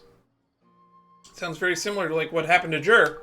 Thinking back, it all started when I touched that device. I've heard fellow students talk about it before. How the desert is full of objects that do strange things. Sometimes it's just a minor inconvenience, but other times devices like that can cause massive trouble. I know exactly what you mean. Of course. I forgot how much adventuring experience you have. Still, carrying an umbrella doesn't mean you can't get soaked, so just be careful and stay away from unknown devices. Thanks for the advice. No need to thank me. You and Layla are about to head into dangerous territory together. You need to be safe so she can be safe. Well, I think that about sums it up. And just in time. Your coffee's here. So if you drink coffee, does the other Layla come back? Traveler? A little help over here? How much can Paimon carry? Precariously trying to keep her balance, you rush over to help out. You turn around, Layla is rubbing her eyes sleepily. Did I fall asleep? Just for a moment. Paimon's an excellent hypnotist, puts people right to sleep. Wow! Paimon didn't even know she had such an impressive skill. I didn't say that option. Does that mean since Paimon bought this coffee, it would just make you sleepier? A beverage that puts people to sleep. Better saved for work hours, I think. Funny. What? So you can nap on the job? Who does that? Huh? Oh. Hey, it's Marak! Beep boop. Beep boop. Oops. Oh, hey them! Kame! Nice to see you! Oh, and you too, Marak! I was gonna say, you're gonna leave out Marak? You introduced yourself with a beep boop already. Hello, everyone. Turning into quite the gathering. Sorry. Hope we're not interrupting anything. Miss Layla, you don't look so good. Does she ever? She looks like she's... she looks like me on a day when I chose to skip sleep. Oh, I'm fine. I was sleeping just now, so I'm still a bit. I was so tired when I got home from work yesterday. I lied down to rest my eyes at 6:30 and woke up and it was 10:30. Ah, I see. And we woke you, didn't we? I'm sorry. We shouldn't have been so loud. No, you didn't. I didn't mean it like that. Sorry.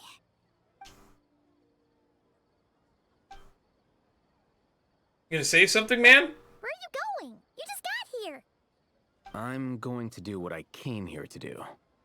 Which is? Buy coffee. Buy coffee beans?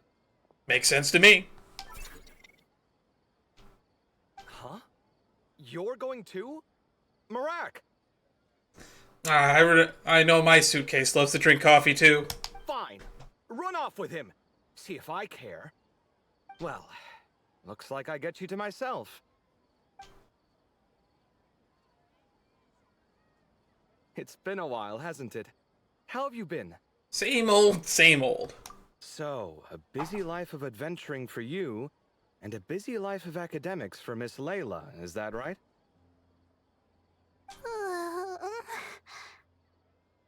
Oh, is something wrong? Just a bit of trouble in the desert, that's all. Ah, the desert's not always the friendliest place, that's for sure. And from the look on your faces, I'm guessing this problem's not resolved? Don't force yourself to talk about it, of course. But I've worked on several projects in the desert before, so if there's anything I can do to help, just say the word. I'm glad that we're getting to see these two interact, because, like, they were the two center point characters in the, what was it, the Parade of Providence event? From, like, God, was that, like, 2 years ago? No, I don't have anything to hide. It's just complicated, so explaining might take time.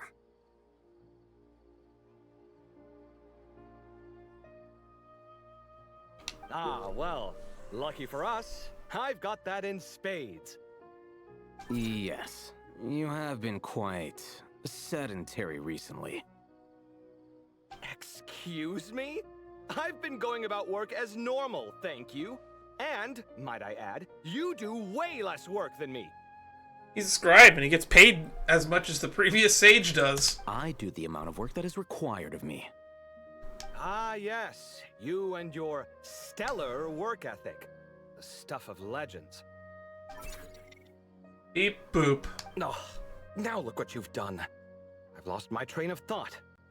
Where were we? The problem in the desert. Wait, you were listening earlier? Oh, we're giving the silent treatment now?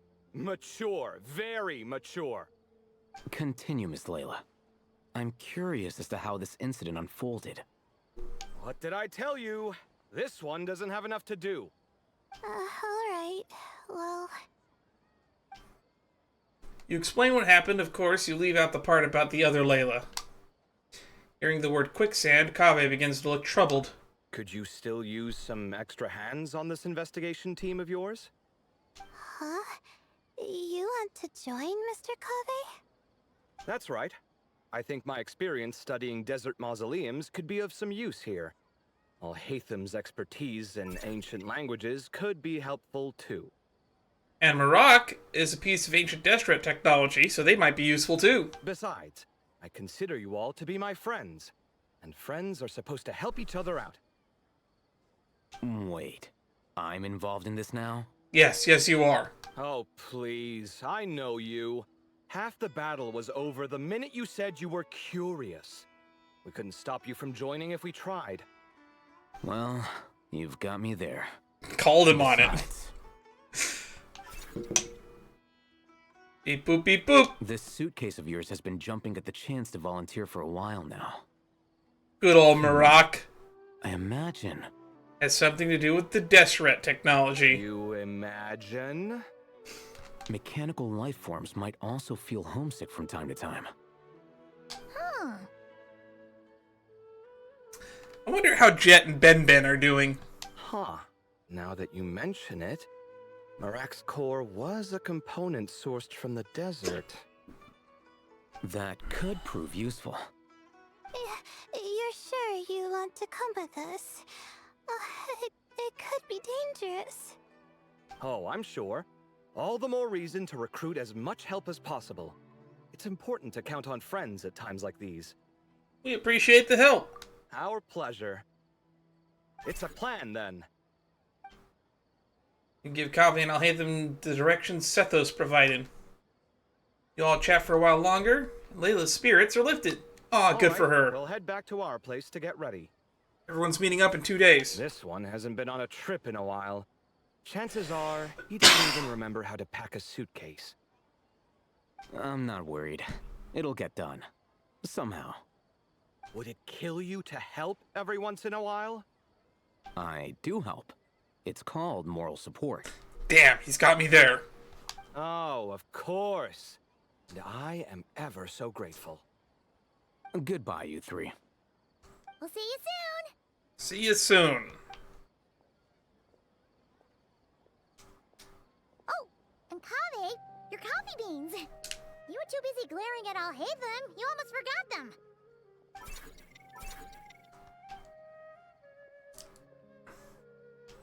Well, we're pretty That was a weird close to addition. academia now. I should be fine from here. Thanks for the coffee, Paimon. I feel much better now. Coffee's great and all, but you need sleep too, Layla. Right. I'll follow the doctor's orders. Or try to, at least. Yeah, sometimes it's hard to get to sleep when you want to try to sleep. With the blessing of the stars, I hope we all get a good night's sleep. Me too. Act 1.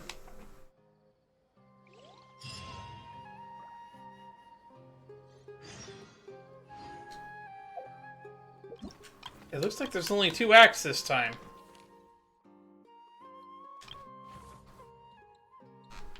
So I guess we'll check out these events. Let's talk to my favorite character from Sumeru, Madame Farazan. Traveler, Paimon, over here! Welcome to the home base of the Fieldwise Center. As you can see, the core projects are Is that a plush Farazan? You can get to work at any time. Huh. This feels like one of those places light novels talk about. You know, the adventuring hubs where rookies gather to take quests and stuff. Oh, and almost like a school festival at the same time, with everyone getting together to learn and then forming teams to hone their skills. It's so exciting! Yeah, I'm pumped. What kind of light novels have you been reading? Well, this place isn't quite as decked out as a school festival, but Master Tainari said the academia plans to be generous with the resources. Anyway, before students and researchers head out on dangerous field missions, they can come here for advice and emergency training. We even have professionals on staff that can join their teams to serve as guides or safety personnel. Yeah, you can think of it like Amber! a base, equal parts theoretical training and field practice. God, I miss you. We'll familiarize new recruits with potential challenges. Where did you come from, by the way? You were not standing there a minute ago. Panic during the real thing. Amber, you're here too? Is the Outrider getting new job responsibilities? And calling in reinforcements from far and wide, Kale. Surprised? I know I was. I'm off duty right now, so I was planning to just drop in on Kale for a bit. But I didn't realize how busy she'd be. I'm not the type of person to sit around and watch, so I decided to be her assistant. Sorry, Amber. I didn't mean to put you to work during your time off. Oh, she looks so sad. Look at those eyes. Don't worry about it. A little relaxation balanced out with some fulfilling work is a great vacation in my book. Plus, I've learned a whole bunch of stuff too. There's a reason Amber still remains one of my favorite characters in this game. And I got to see the Traveler in Paimon again. I mean, it just keeps getting better. Also, Cyrus, hi, you're stalking us? We should have a giant feast once we're done here. How does that sound? A feast with the first friend we met in Sumeru, and the first friend we met on our whole journey! Oh, that sounds just about as awesome as a giant plate of sticky honey roast! That's what I was saying earlier when we were talking to Mika in that Traveler's Tale. Sticky honey roast is the thing that I think of when I think of Mondstadt. We get this show on the road then. All right, down to business then. Kale and I are in charge of the Scouting Speedsters project. The focus is using devices and machines to pass through hazardous areas, survey terrain, and get details on potential threats. Plus, a mortar research indicates that, during dangerous situations, having the support of an adorable companion can help set adventurers' minds at ease and prevent excess nerves. Wait.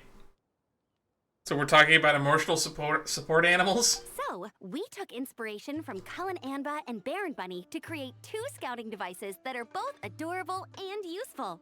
Cullen Anbot and Bar Drone Bunny. So far, feedback has been pretty positive. Once we've collected enough data, the Academia will continue to refine the scouting buddies and release even more designs. A bunch of Kulanambas and Baron Bunnies running around the wilderness? What is that gonna look like? A sight for sore eyes, no doubt. It's kind of hard to picture. With you to guide our 2 little scouts, we'll be able to obtain some great data. Once you have a more complete understanding of the Fieldwise Center, you should come test them out. Now come with me. I'll introduce you to the other consultants.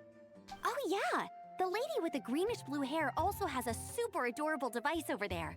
I see it. It's that little plushie I see over there. But it does something completely different than our scouting buddies. I'm looking forward to seeing it in action. Oh hey! Another familiar face! There she is! Come on, let's go say hi.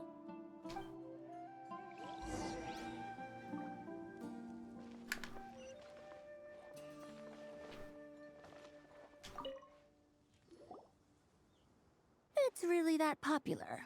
It is. It's adorable. The internal locomotion mechanism is clever enough. And the execution on the terrain recognition, remote control, and weight detection modules isn't bad.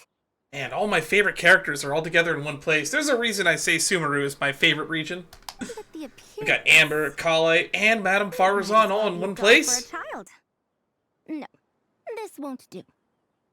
Madame Farazan, great news! The Traveler and Paimon agreed to join! The Fieldwise Center just leveled up big time, huh? Hello, Madame Farazan! We're here to help! Well, look who the cat dragged in. Please don't bring up cats. Excellent job, Kale. Snagging 2 top experts with undeniable adventuring expertise. Now the League won't be able to say a word, no matter what kind of feedback I give. The League? Now tell me, what do you think of this puzzle, pal? It's adorable. Whoa! It looks just like you!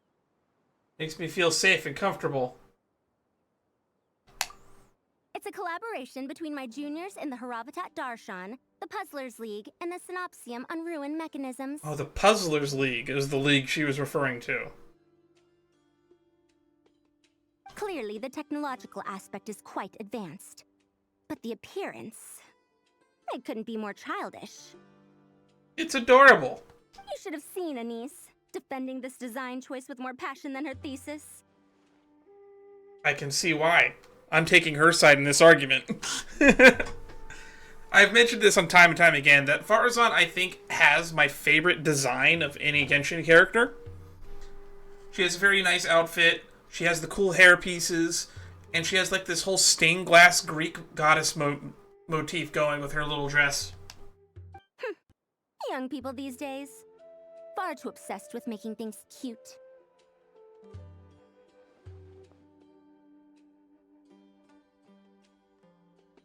You say that like it's a problem. Paimon kinda likes it. Kale and Amber were just saying how cute companions can help adventurers stay calm. With a doll that looks like you by her side, Paimon thinks she could go adventuring in a super dark ruin and not even get scared. Well, that line of thinking does have merit. And I suppose choosing this particular appearance is a sign of their respect. For me. As they should. Still, there are adventurers who place greater emphasis on reliability and technical composition. True, I'm more of a pragmatist that way. I don't care how it looks, I just like it to work. But, I don't discount looks. If it looks cool, it looks cool. There's no denying it. People like that don't just want their devices to be able to survive an avalanche, but to look the part. And for their appearance to reflect the high-tech composition. The fluffiness of this puzzle pal, on the other hand, doesn't give the impression it would be a reliable or formidable device. The appearance may even be distracting. Yeah, I can see your point. Now picture this. A thick metal casing, square in shape, with a matte finish and openings to showcase the complex technical composition. That would have much more visual impact. I didn't realize she was such a futurist. I'm the perfect example of this. I have a youthful appearance, and so people question me on occasion. If I had a head of white hair instead, things would be different. Really? Then you want Paimon to talk to them? She has white hair. Haha. Actually, now that you mention it, Paimon, how old are you? What? No!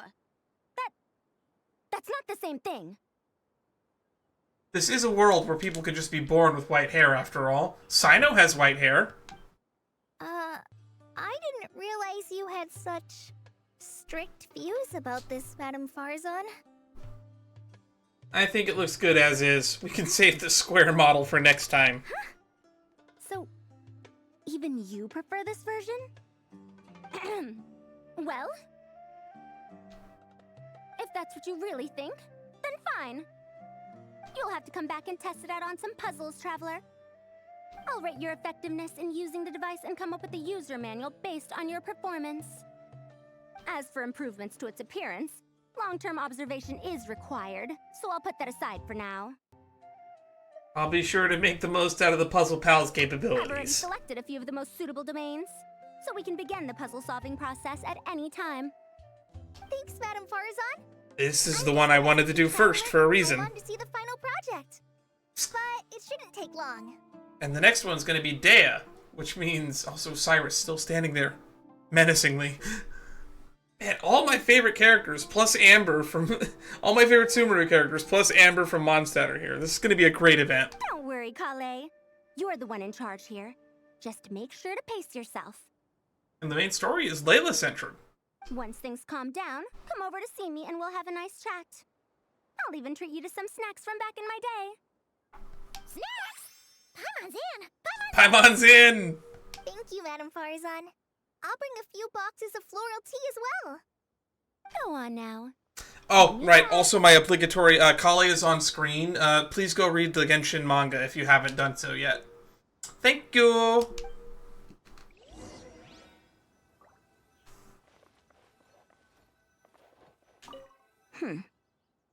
Perhaps we shouldn't change it after all. I would be I would be like over the moon if there was somebody that made a device that looks like me and other people were calling it cute. I should adjust the legs so Barjone Bunny can run even faster. Alright, Dea time. This last one is a long-term project Uh-oh. we're calling the Security Division. My audio's bugged. Give me a second to fix it. There we go. I think it should be working. Thanks to General Mahamatra Sino, we've been able to bring Dia on as the instructor and Candace as the coordinator. Oh, Candace is here too. If I remember correctly, I believe she's been recast recently. They're putting together a combat test right now, but they should be back soon. Chara Kirby quit over the whole Kaniche situation way back when, if I remember correctly. He has every right to do so. Hey, looking for us? Guess we showed up right on cue then.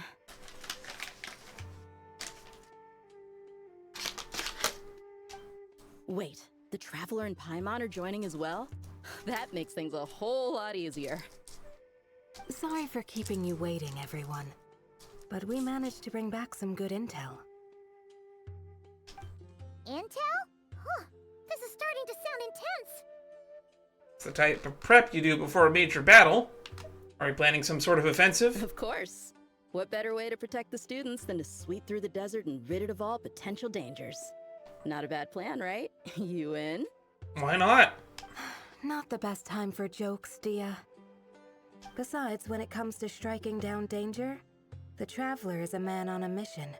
He might take you up on that offer. Let's just put the Farazan doll on frame as often as we can. Hoyo, sell the merch! Defeating anything that might pose a threat? Oh, even if the Traveler worked non-stop, that could still take years! We'd have to stop traveling. Oh, Paimon doesn't even want to think about that! Time would be the least of our problems. Some dangers aren't visible to the naked eye, like the scorpions burrowed underground, or the terrifying raptors sleeping in the trees. Don't remind me. You can't get rid of them until they jump out to attack you. For situations like these, we'd have to combine Madame Farazan's recommendations with Amber's approach to scouting, calculating our chances of encountering enemies and our expected operation times. Whoa, whoa, whoa. Pencils down, everyone. That was just a joke. The security division's goal is a lot simpler, actually. We're just here to ensure that fieldwork teams include trained combat personnel. Some of this work has been entrusted to the Blazing Beasts and other mercenaries, but members of investigation teams who pass the combat test can also qualify. Before an investigation team is allowed to head into a dangerous area, the group must include at least 2 professionals who have passed the assessment. And Dia and I were just out collecting intel on the best place to hold the test. We found a domain filled with monsters and bandits of all levels. Hopefully, they don't mind us borrowing their stomping ground for a bit. It'll only cost them a few smacks on the head. All my favorite characters in one place? God, I love Sumeru. Oh, so we just need to supervise, right? That's right. Participant safety is our utmost priority, so we'll organize a group of capable personnel to take it in shifts. We still need to figure out our testing metrics, though. Fighting is different from an actual exam, and there's no one right answer. Mercenaries like me, we all have our own style. That's not a problem in actual combat, but when it comes to teaching, we tend to stick too much to what we're used to. So, we need someone to give us a baseline. Someone who has the experience, but also takes a more flexible approach in combat. That's my specialty. Leave it to me. Here to help as much as I can. Yeah, based on what you just described, the Traveler seems like the perfect person for the job. Great. Working with you is always a pleasure, Traveler. Smooth as butter on a steak. Ooh, butter on steak sounds great. Don't forget about compensation for the Traveler and Paimon, Dia. You agreed without doing the math first. Ah, it's fine. We'll just split the funds Kale wrangled for us, 20-80. 10 for me, 10 for you, 80 for the 2 of them. Wait, we're getting 80%? That seems like a bit much. Don't sweat it. We're just in charge of the long-term operations. You're the one setting the metrics for the whole thing. So, I think we got the better end of the deal. I got it. So we're getting the most work. We've talked about a partnership in the past, haven't we? We did. That was actually during the event at the Shell Marine Film Festival. Then They're calling back to a previous event. Detailed overview of the compensation, so it's clear for everyone. That'd be great. And don't worry, Miss Candace. About that piece of land you're leasing to the Academia, the one used for grain storage, I managed to get them to agree to a 30% increase in their rent payments. Dang, that's impressive. Oh, thank you. Those funds will go to fixing up some of the village facilities, which should make for a more comfortable experience when investigation teams stop there in the future. All right, we should finish up our arrangements for the combat test. Stop by our station when you're ready, Traveler. See you soon. Oh, you sure are the beating heart of this operation, Kale. You brought the whole gang together. Oh, no. I'm just doing what I can. I bet Cyrus over there is just crying looking at how quickly you're growing up. I still have so much to learn. So much work to coordinate. You're like 12, right? But for now, let's just give it our all. You bet! We'll make the Fieldwise Center the best it can be! I forget how old she's supposed to be. I assume she's like 12 to 16, somewhere in that ballpark.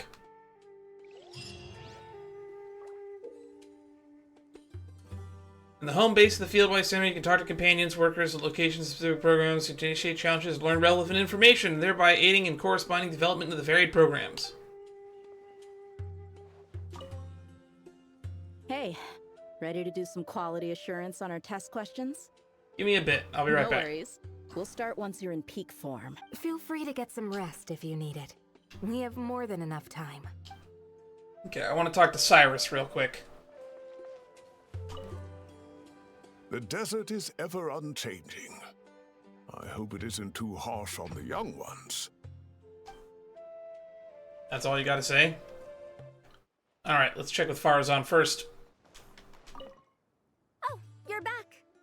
Ready to delve into the art of solving mechanical puzzles? Or did you want to have a chat? I wanted to actually ask you a few questions, actually. As you wish. When it's you doing the asking, I'm an open book. Which is better, an autonomous or a manually operated devices? Ah, a classic debate. I don't think this is a question that has a definitive answer. Not for me, at least. It depends entirely on the scenario. I agree. Simply put, if the task requires repetitive mechanical work that dilutes the value of human mental labor, then automated devices are superior. You and I are in agreement there. But where identification, analysis, and decision-making are critical, manual control is always safer. Human thought is complex. Even if we were to simulate a 6-year-old's mind, the demands in terms of component design, system weight, and energy cost would be immense. As I see it, conventional hardware capable of simulating adult-level cognition is impossible to integrate into a compact device. For the foreseeable future, anyway. I feel smarter already. That was a very concise summary. Well, I've told you before, if you find these topics interesting, you should come to my classes. I probably will. Cyrus's student, Lisa Mincy, is known as a once-in-a-generation genius. But with your smarts, I bet you could give her a run for her Mora. No, we can't. And there's a name drop for how many people didn't know that Lisa's last name is Mincy.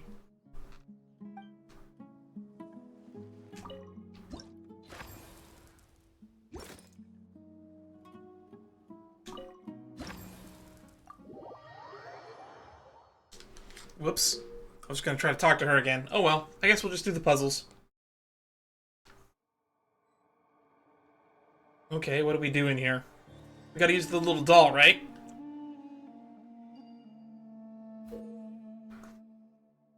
In Mechanical Puzzle Parsing Paradigm, the Puzzle Pal will repeatedly spawn and advance forward. You must make full use of a variety of effects to deploy them on bases to help the Puzzle Pals complete the objectives and successfully reach the destination. Challenges contain a puzzle star the Puzzle Pals need to collect. Try as many ways as you can to help the Puzzle Pal reach the destination for those Puzzle Star badges. After placing the Miraculous Speed in a base, Puzzle Pals can touch it to gain temporary speed boost. Placing Miraculous Rise, alright, leap into the air. There are 2 bases close to each other, you can try combining 2 different effects. Speed and Rise, for a big jump. There's no such thing as pure freedom in this world. It's just riding on a mushroom. Oh god. It's just running to its death. No, not the Farazan doll.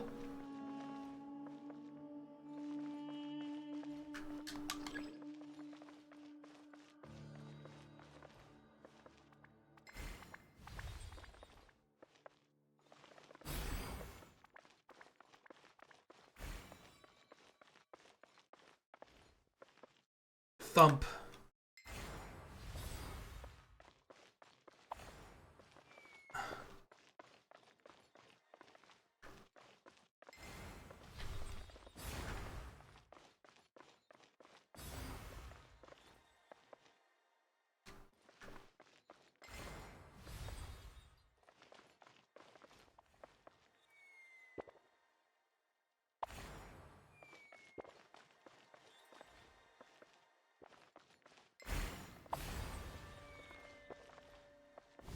All right.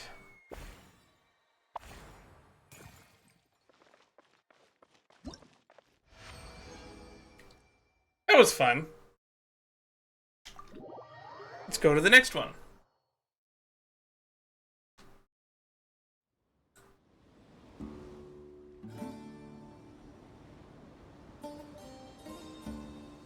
I would have assumed that this little doll was going to move on its own, not ride a little fungi around. After placing the Miraculous Freeze in a base, the Puzzle Pals can touch it to freeze nearby water surfaces for a period of time, allowing them to walk over frozen surfaces. Wind currents will blow Puzzle Pals away.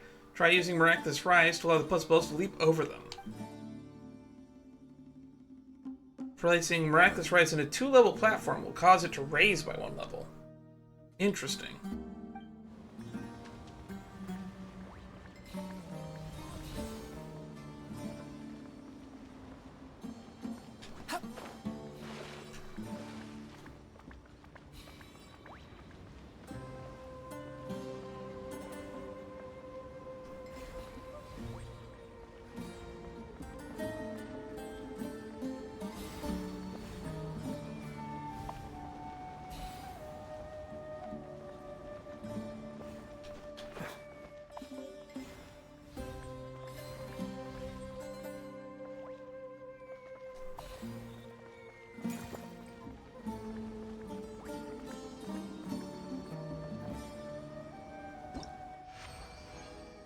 We got there.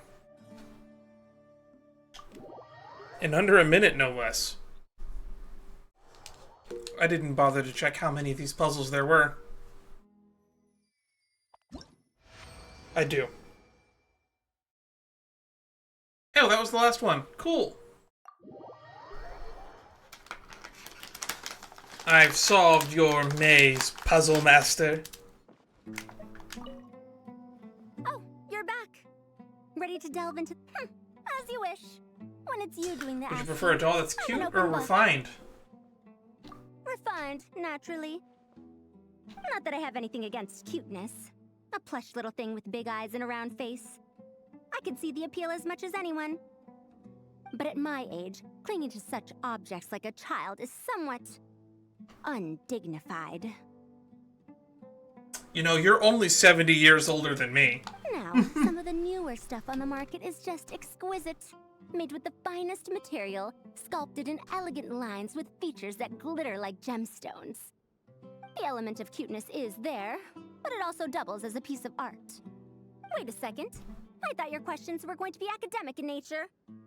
What is the meaning of this? Just wanted to learn more about you. Ahem. Fine. I'll let it go this once. But that excuse won't work a second time. What a great character. It is riding a fungi in this art. I should have known. Speed, altitude and arc, walking on water, using lifts as stepping stones, miraculous planning, timing makes perfect, and to wind or not to wind. Fun. Aha! Dan, my benefactor. We meet again. I'm Hajanad, the new scholar from Spontamod. My job to lead specialists inside to assist the upcoming operations of the Fieldwise Center. However, before that, there's a brief handover process to be complete. Please give me a moment. Hey there! Ready to go full speed ahead with Cullen Anbot and Bardrone Bunny? Not yet. I want to talk to you two. Our two scouting buddies are tuned up and ready for testing. Hope you're not juggling too many things. Don't worry. I'm using this station as a temporary office for the Fieldwise Center as a whole. But it hasn't been too bad. Just a lot of data processing for our scout bots and some paperwork. Oh, and we also give suggestions on how to modify the internal mechanisms. When an investigation team comes along, we register them and check if emergency training is needed. Then we take care of the departure procedures, allocate the required personnel and equipment, and then we monitor the situation with their camp provisions and touch base with the logistics staff.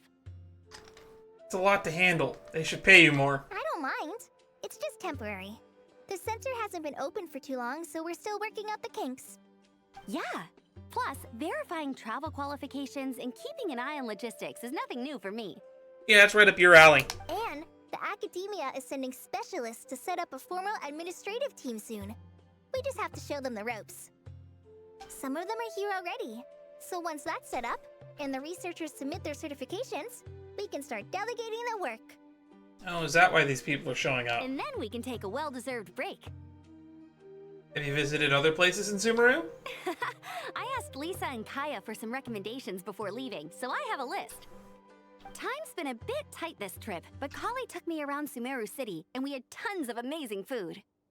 She's one busy gal, though, so I didn't want to drag her from place to place. It made more sense to spend time here helping her out. Man, you're not that much taller than her, are you? I'm sorry, Amber. For what? I'm having a blast. Seeing you take the reins, seeing your friends place their trust in you, even rely on you, it makes me so happy. Traveling, relaxing, I can do that whenever. It's not like this is my last time here. Besides, once we're done, there will still be more than enough time for sightseeing. That makes me even more determined. I'm so happy to get to see these two hang out and do stuff together again. Read the manga, everybody. It's about Kale and Amber. And nothing else. You don't need to worry about me, Amber. I've got this. Okay, there's another guy going over here.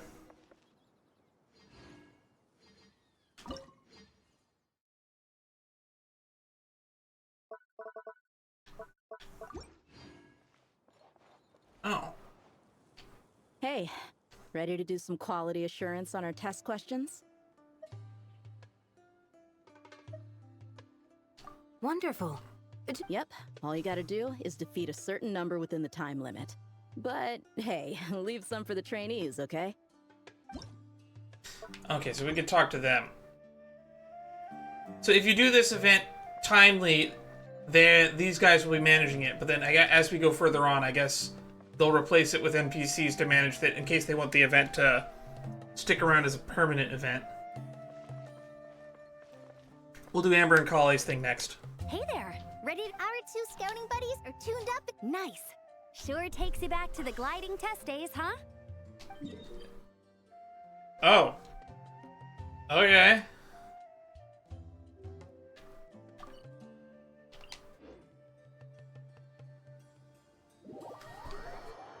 This is one of those events where I have to go places, huh? Cannot use in current state. Okay, scouting buddies are getting ready.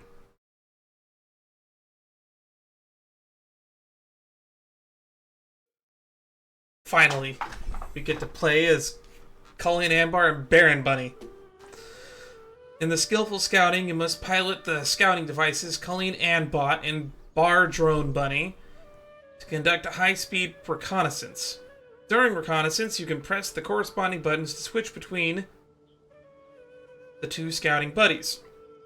When the color of the scouting buddy matches the color of the track, it will advance at full speed. Conversely, it will be forced to slow down if the colors do not match. During the challenge, you can switch the tracks by jumping and facing the corresponding direction. Scouting buddies can double jump and remain in the air over a longer distance, or switch tracks multiple times in succession. Red-green acceleration orbs will appear on the tracks. When scouting buddies touch the orbs that match their color, they will gain a speed boost. Conversely, touching orbs that do not match will slow them down.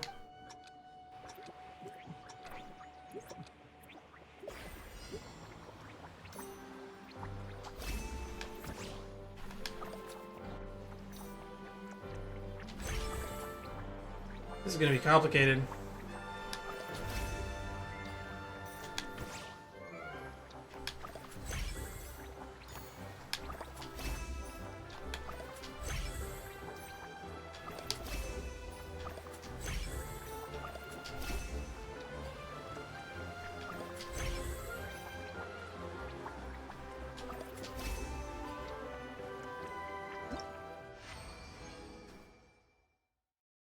Completed the challenge in 40 seconds. Cool.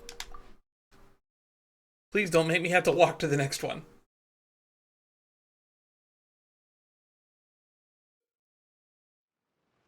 During high-speed reconnaissance, scouting buddies may encounter dirty fruits, which must be avoided. If the scouting buddy collides with the dirty fruit, they will be slowed down. Okay, easy peasy. Under 40 seconds, easy peasy. If these are all under 40 seconds, this is going to be a really short compilation. I had to walk to each of these locations. This would take so long. Barely did that one. Oh, that was the last one. Thank goodness. Oh, we're at Beta Harbor. I've never been here before.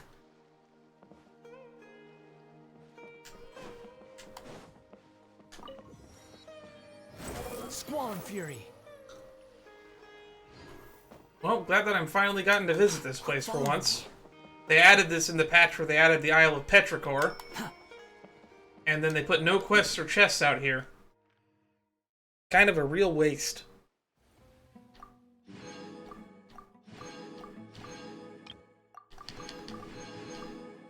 Free stuff. Careen around the canopy.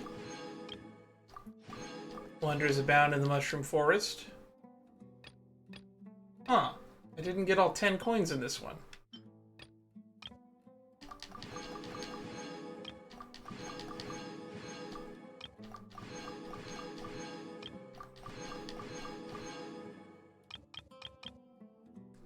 Editor me, speedrun till I finish this one. I could have sworn we 3-starred all of them.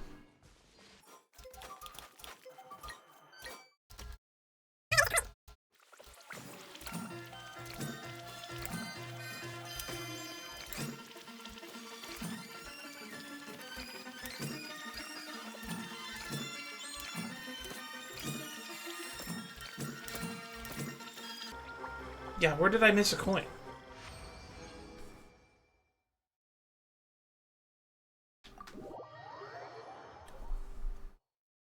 Not sure where I missed that coin.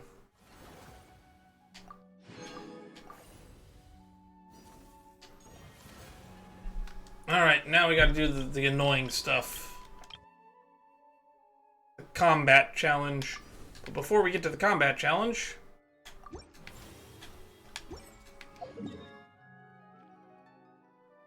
let's do what we did for the other two. And let's exhaust Dea and Candace's dialogue before we start any of that. Hey, ready to do some quality assurance on our test questions?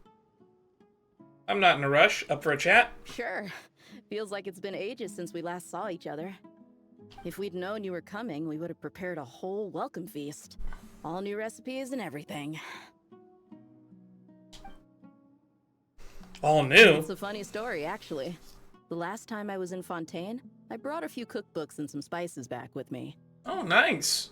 Then, I gave them to Candace, and she went into full chef mode, coming up with all sorts of new things. Like Romaritime flour meat jerky mixed rice. At first glance, it looks no different than the usual Aru mixed rice.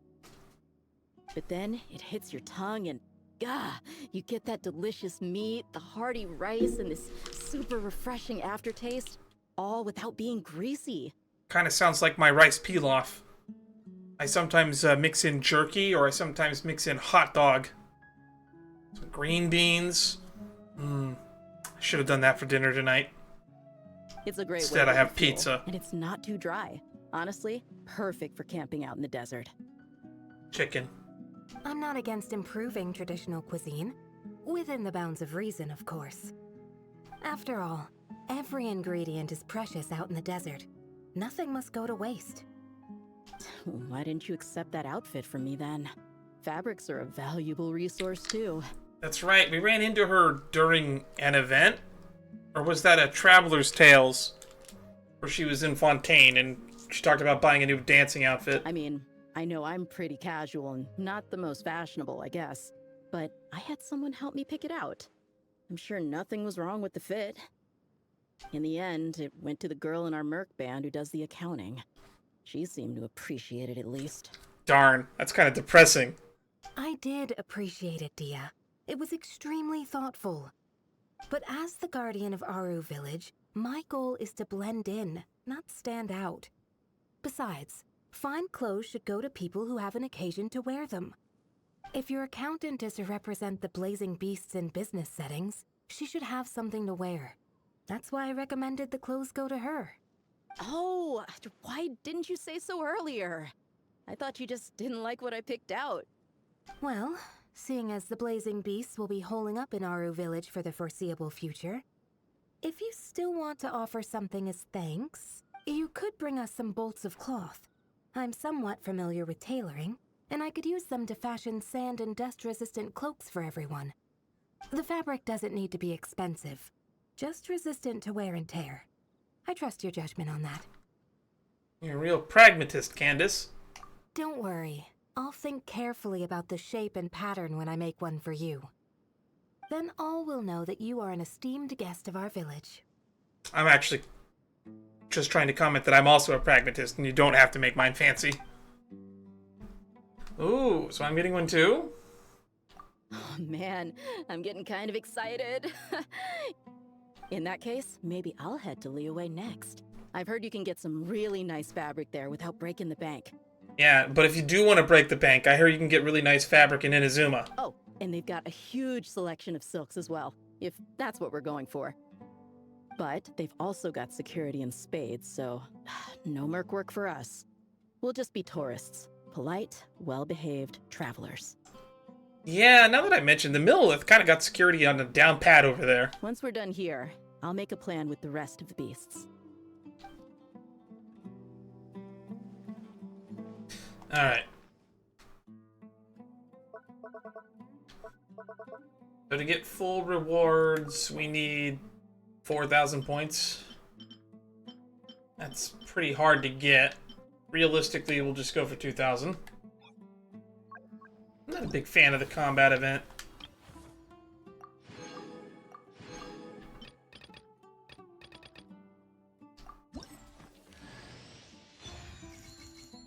Hiya! I already have you. So we're basically just trying to get the crown at this point, which requires 1,000. So I only need to get 200 more, and then we're done.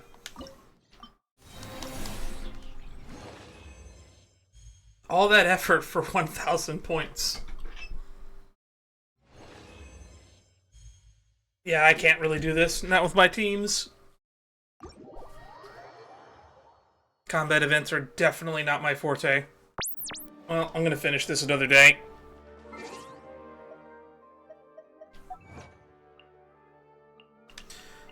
Getting achievements. Building up for that Sandrone fund.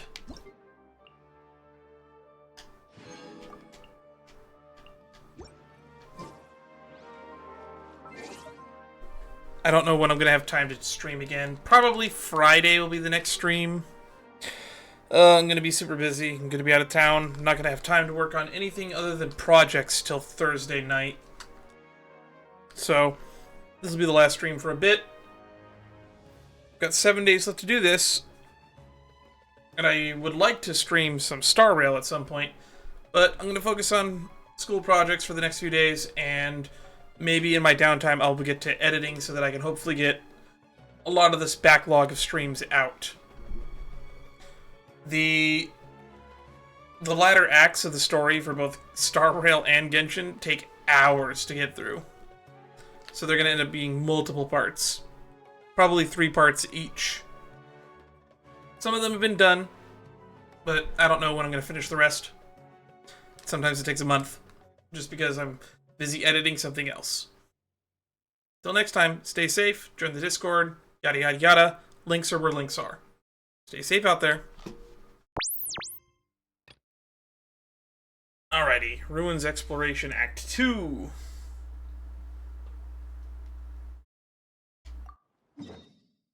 Where are we meeting everybody out in the middle of the desert?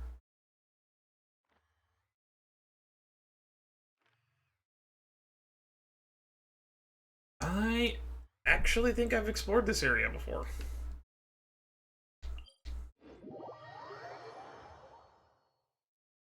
I think this is near where we go during the Archon quest, actually.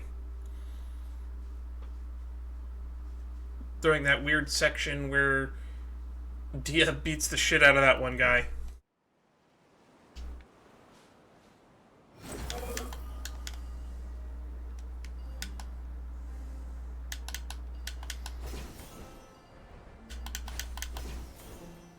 This was definitely not here before.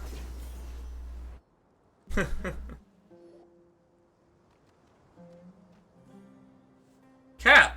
Box? Thingy? Oh, that's cool. The framing of us coming over the hill. We should be getting close. Speaking of which, the closer we get, the more Paimon's heart feels like it's beating out of her chest. Must be the must be the jitters of excitement. Excitement. Yeah, sure, that's it. Oh look, it's Tainari and the others. Gangs are all here. Here bright and early. They must have set out last night. Yeah, the desert's a pretty harsh environment. Better to travel at night and beat the heat.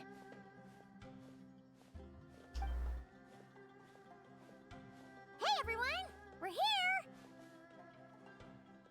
There's just a sinkhole behind a fence. Right on time.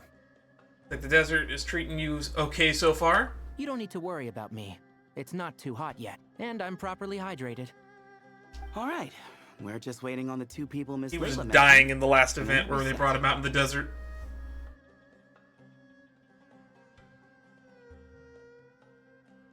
What about Dur? He's staying behind. If we don't make it back after a certain time, he'll be in charge of rescue operations. Don't worry.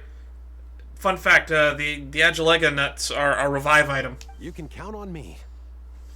Nice! You thought of everything! Oh, and Cyrus said he'll be in Aru Village, so he's also available if we need help. That's so far away. Amazing! Having people to watch our back is making Paimon a lot less nervous. Get a good night's sleep, Layla? Yeah, I did. After hearing about what happened, my advisor gave me some time off to rest. So, my studies are on hold for now.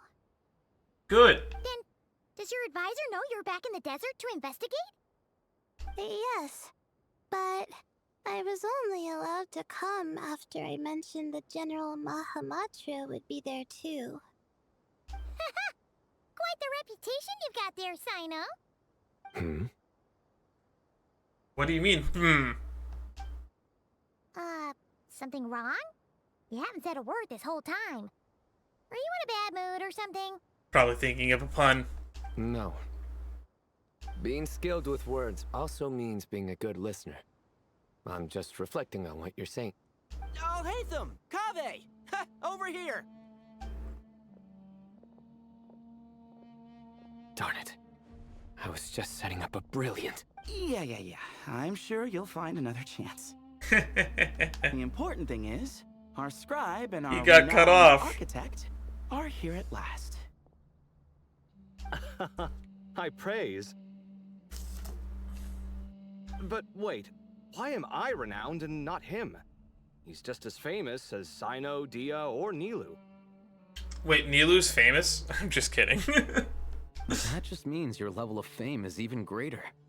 How could a lowly scribe hold a candle to you? Okay, now you're just being facetious. Lowly scribe? Please. All those strings you pulled to get those new books from the House of Dana? What do you call that? Borrowing. Anyone with an employee ID can do it. Uh-huh, yeah. The House of Dana bends over backwards for just anyone, does it? Wait, what's that thing over there in the background? Is that a stove? Send a report to Lesser Lord Kusanali then. Let her know someone at the Academia is abusing their position. Hey!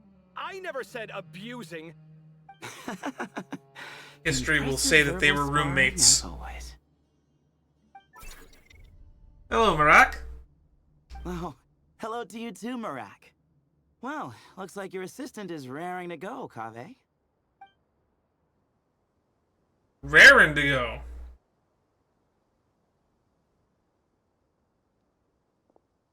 So, I say we get this show on the road. No sense delaying the inevitable. Let me scout ahead. No need.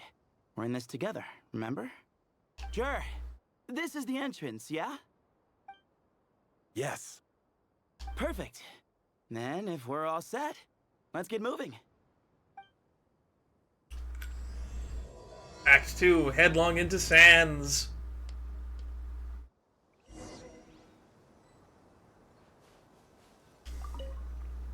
I hope everything goes well in there. I've got your back from out here. Saved me lots of those Acalagina nuts. I don't remember how to pronounce it.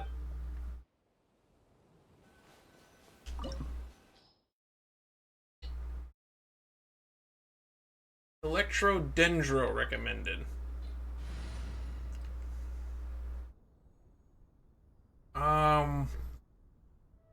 Behold, the Prinzessin der Verurteilung. I will finish building those characters at some point.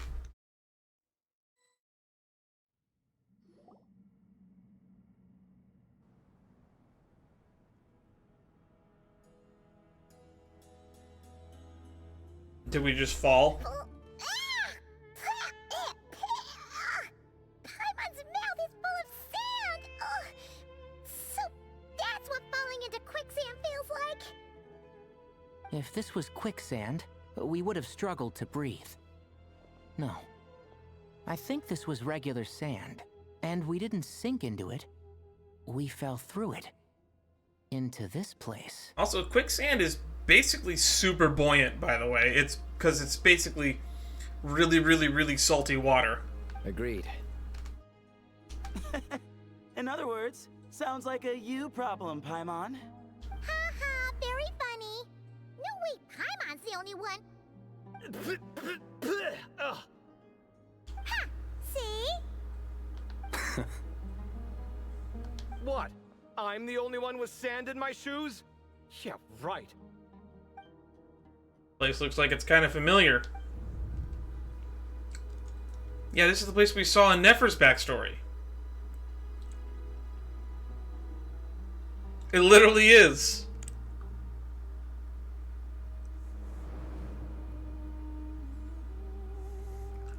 Looks like everyone made it here unscathed. Let's keep going.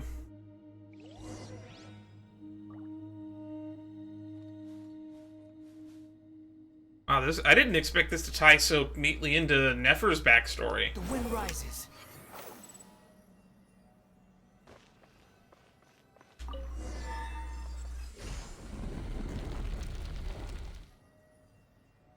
Whoa! There are monsters here?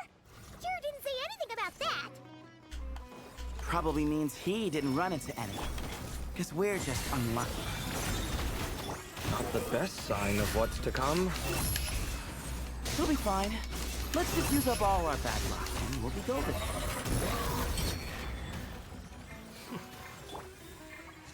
As you wish, main Fräulein.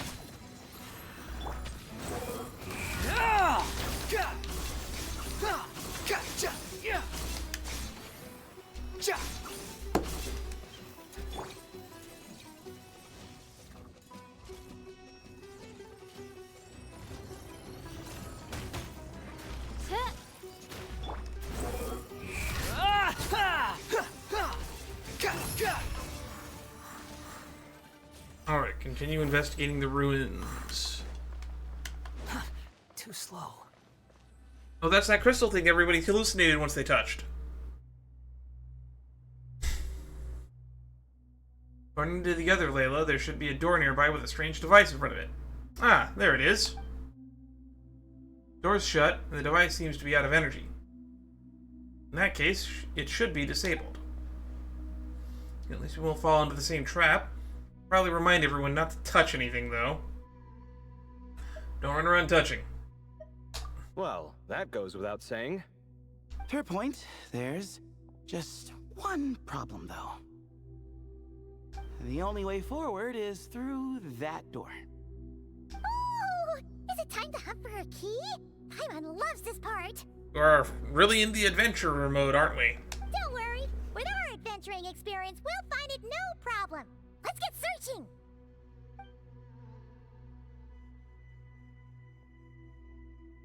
Let's let Marak investigate the device over there. Marak, wait!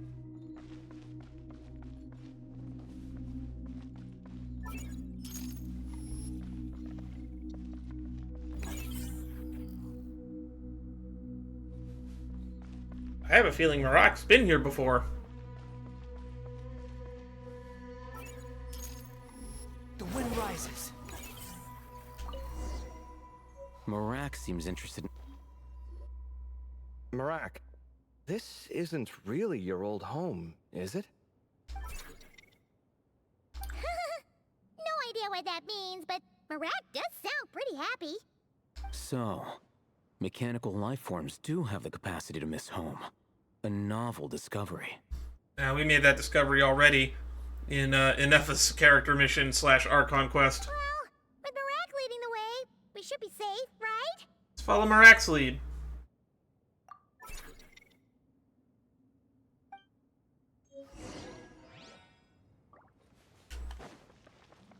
Found the key for us.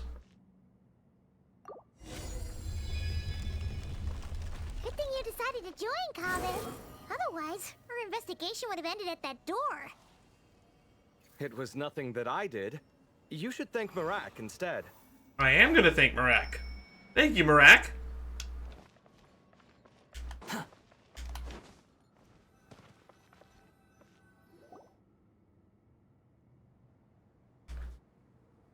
on. At this rate, Paimon's gonna lose her title as best guy to a mechanical suitcase.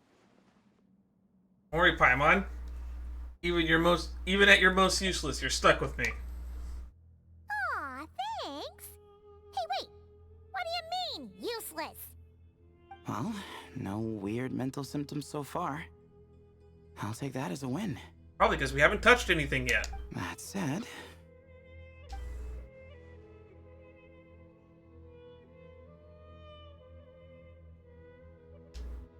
There are 3 doors here. Uh-oh, that's not a good sign. So, we split up. No, it's a bad Divide idea. and conquer. Otherwise, this whole thing is in ruins. You were sitting on that one for the entire time, weren't you? No pun intended on that last part. I swear. Yeah, that might be our best option. No, it's a terrible option. We need to mark our paths. Good idea. And the minute things go south, we go back the way we came. Ooh, this is getting exciting! So, who's teaming up with who? Paimon calls dibs on the Traveler! You're stuck with me regardless. After a quick discussion, the team's routes are decided. I mean, there's like 6 or 7 of us, and there's 3 routes. Marak was a popular pick, but ultimately decided that Marak should go with, or rather lead, Kabe's team.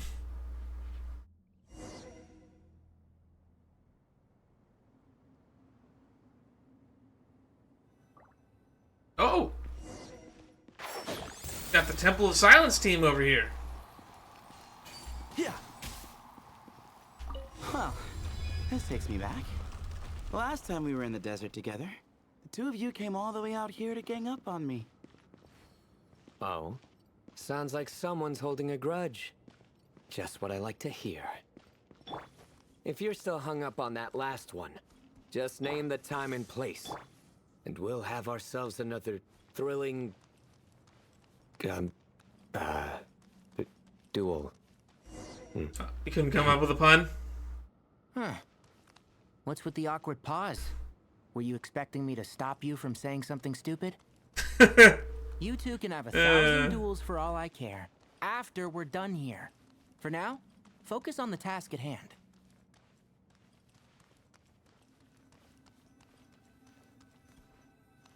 Wonder if we're gonna meet up with the others in here. This chamber is huge. I can't even imagine what it's used for. Oh. What's wrong? I seem to have stepped on some kind of stone slab. Huh. That didn't sound like I stepped on something, oh. But it's hard to make out with all the dust. Huh? Look! The shape seems to match the markings on the ground over there. Gotta move it then. Let's slot it in and see. Literally a puzzle. We're gonna put it together like a jigsaw. We have a match. Looks like we need to find the other 3 broken slabs. Let's search the area, but be careful where you step. Also, aren't we supposed to not touch anything?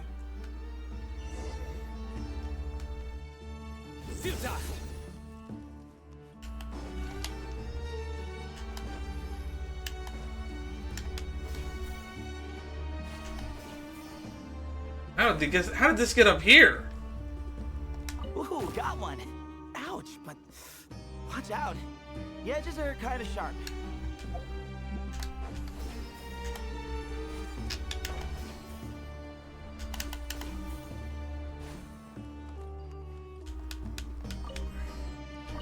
Oh, we can only move one at a time.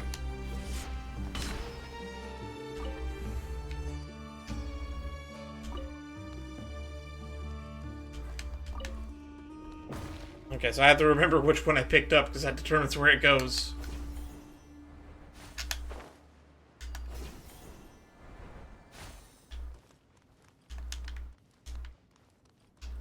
Got the 3rd piece.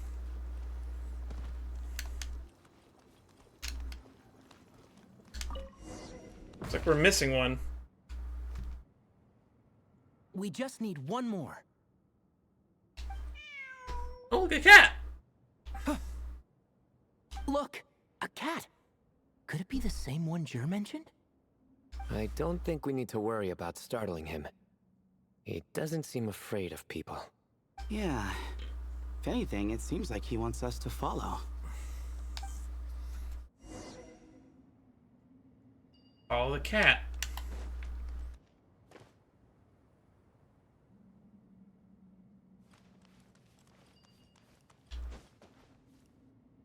Ah, another door with another lever.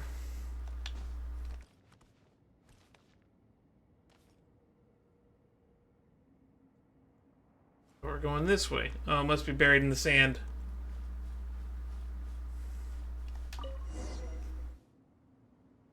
Oh, he led us to the last piece. Who's a good kitty?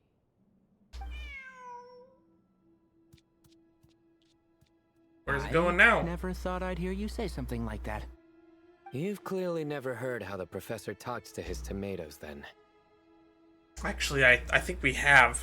I don't remember, but I think we have.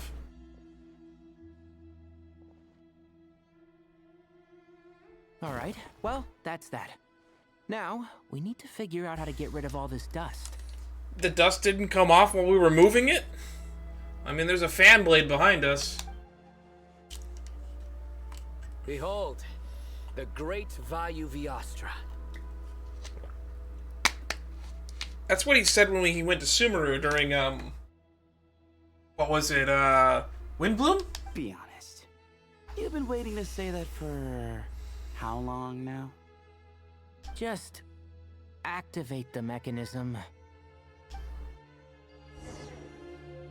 Where's the activation for it? Do we just walk up and touch it? Oh, by attacking it. Yeah.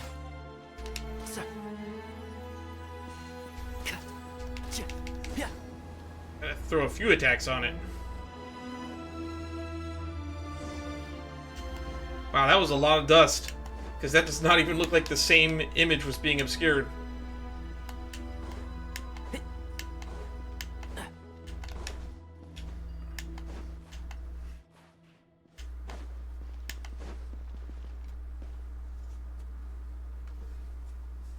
Huh. It worked. It's a picture of... Hermanubis, Thoth, and I assume Deshret? 3 Hermanubises? That can't be right. The ears aren't vertical. Oh, true. And the looks fall short. My hat is much better looking.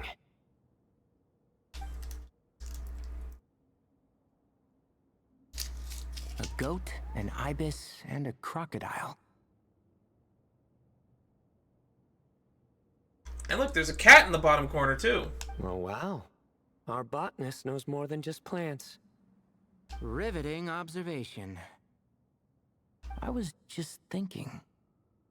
These 3 figures look a lot like the 7 pillars of King Deshret. That's what I assumed that these were. That's right. These are our colleagues. Our what now?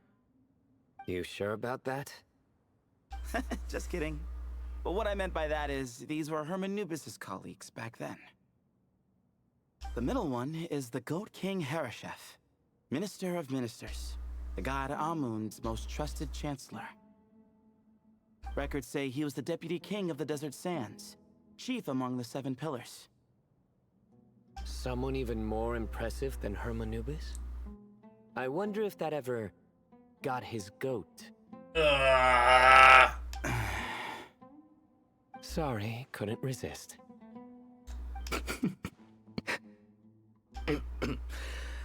Okay, that was a good one. Wow, even Tanari liked that one. Wait, really? I've got so much more where that came from. Please don't. Where were we? What's the goat? Who are the other 2? This is Sopik, the Crocodile King, captain of captains. Oh, we actually know about them. They're referencing the lore of the card game. And had dominion over all weapons of war. And finally, this is the Ibis King Thoth, scribe of scribes. And that's the one that blessed Nefer. Your memory's pretty impressive. I bet you're almost as good as me at memorizing cards. A scribe? Did he manage archives then? Like Alhaitham? Wait, that's all Alhaitham does? I never knew being an academia scribe was such a cushy job. Well, that's how his friend put it, anyway. But it does seem like he has a lot of free time. It's because he got to keep his pay from when he was temporarily the what was it, the head sage? Whatever Azor was. Azor? Man, it's been so long. I don't remember what the Grand Sage's name was. Well, I want to say don't know much Azor. about the academia, but I'm sure the Ibis King had more responsibilities than that. The temple's records say he represented the wisest aspects of King Deshret, inventing the desert script and arcane arts at his king's command. He must have been quite the impressive man then. Or creature, depending on how you look at it. Still, why are these three the only ones represented here? What about the other pillars of King Deshret? Well, there were 2 other rooms that people went to look at, so maybe we'll see them in there. Maybe because the 3 of them were extra close? Huh. Kinda like us. Oh yeah! Maybe we should have someone inscribe us on a commemorative stone slab too. Or we could just take a picture. It would serve the same purpose. But the stone slab will last longer. Anyway, no more distractions. Huh. Doesn't it look like there's writing carved into the corner? It does. Huh. There is. And it's in the ancient desert script too.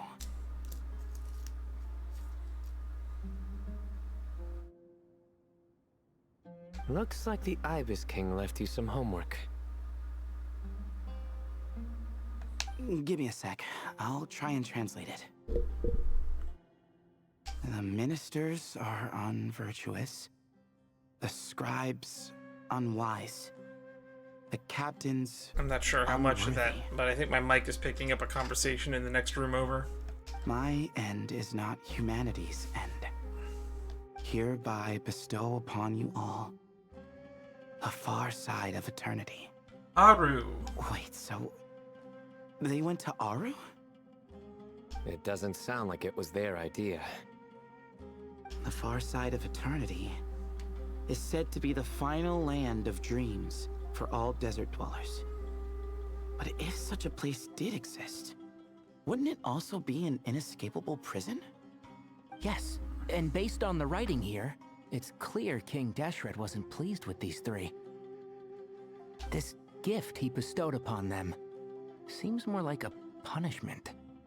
Such is the power of a king, I suppose.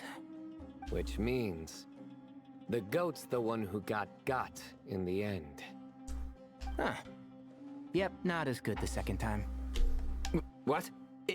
Impossible. Well, we cut to the other groups now, please. Should we keep going? Yes, no time to waste. I wonder if these other rooms will connect to where other people are. Because this has to be making us go towards the middle room. So I guess we're going to do Al-Haytham and Kaveh next. And Marak.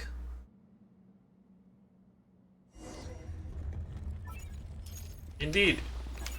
Or just Al-Haytham. Jeez, who knew a suitcase could be so fast? Marak is nothing like this when it comes to housework. Hey, wait up! A scout's job is to take the lead. Just let Marak figure it out. Easy for you to say. I'll be the one doing the repairs if something happens. That's a good point. Why a really don't good you point. Go scout ahead then? When I think of a comeback, I'll let you know. Oh, Marak stopped. What is it? Found something? Looks like something covered in sand. Stone slab time. Let's get it out then. Come on. Oh, it's a stone slab. Good job, Marak. Beep beep beep boop. Let's take a look.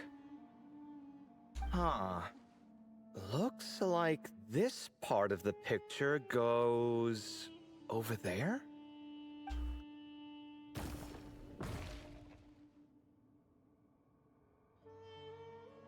They found such a tiny piece at the start. In that case, there must be other pieces. All right, and let's look around. Hey! Why are you sitting down? I thought Marak was helping. Oh my god. I'll hate them, you're so lazy. Oh, so you do know what that word means. Great. Are we supposed to just sit back while Marak does all the work? No, I doubt you could do that. Exactly. So in other words, you're gonna do some of the work. But I can. You?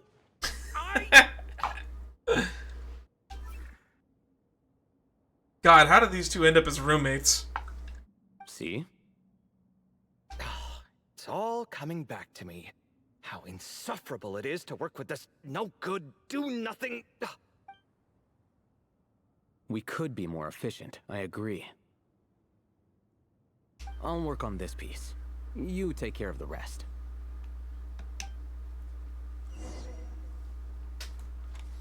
This piece is already done. Oh! They're literally doing it on their own.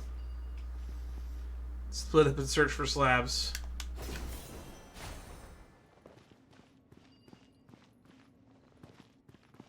Found one!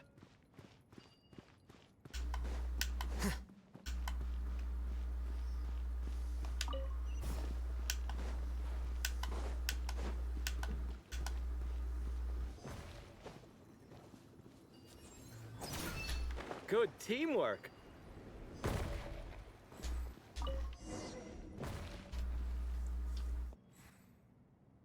Looks like we found them all. The pieces fit together like a glove. But we can't see what's on them. Turn around. Huh? Look. It's a fan. Oh, I've seen this before.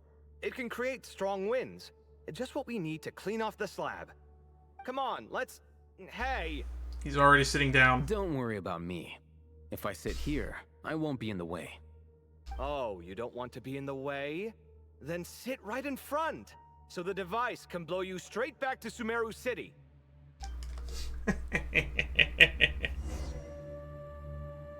Sight clear.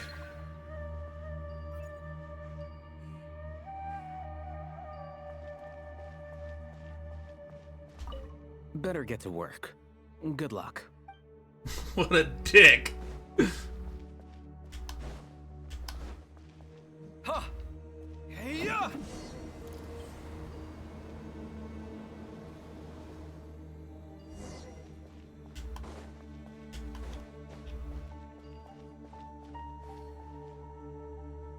Done.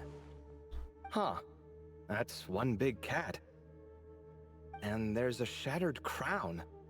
I think it's depicting some kind of story. A lithogram? A hieroglyph? Look, there's writing too. Oh, writing. The Ibis King answered the young noble, granting him the wisdom he sought. But the fragile crown was shattered by lies in the end. Here I leave the name, Gudar's. Gudar's? I've seen that name in a history book before. Where? This is the first I've heard of it. He was a young noble who sought to save his realm, and a king who once united the desert. Really? Man, you think I would have heard that somewhere before? That being said, my desert lore is a bit rusty. I read a bunch of it when we were going through it in like 3.5, but that was like 3 years ago. That's right. Although his methods were rather shameful. During his long reign, he betrayed his family and the nobles who supported him, only realizing the error of his ways after his enemies left him nowhere to turn. But by then, it was too late. Seems like a common occurrence across history. You don't say. Different people, same mistakes. It's an inevitable pattern, destined to repeat itself.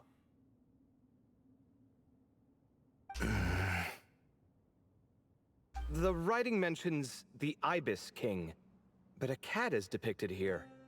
Does that mean... The noble got turned into a cat? So far, what's depicted on the slab seems true to history. In which case, this cat is either a proxy for the Ibis King or a manifestation of said king himself. Exaggeration is a common method ancient records use to highlight a being of higher status. And as we know, Layla and Jur both heard the sound of a cat while escaping the ruin. You're saying the Ibis King, one of the legendary 7 pillars of King Deshret, is here, still helping those in need? I'm saying we can't rule it out. It's a fair guess. That's the cat that was in the room with Sino and us. Wait, there it is! The cat!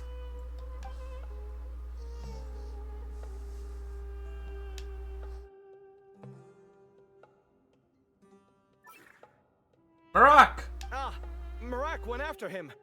The cat's showing us the way forward. Come, let's follow. Okay.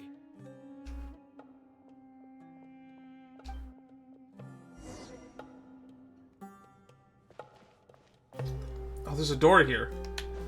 Well, that's one of those things that disappears when you step on it. I remember this puzzle.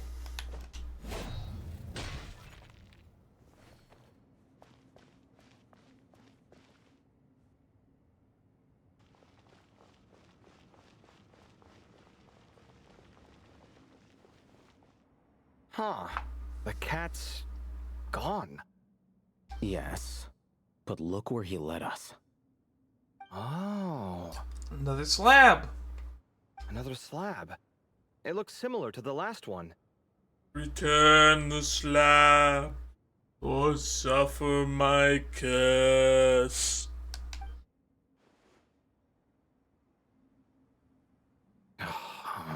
Anybody remember that Courage the Cowardly Dog episode? It still haunts my dreams. Oh, by all means, take your sweet time. Wouldn't want you to overexert yourself.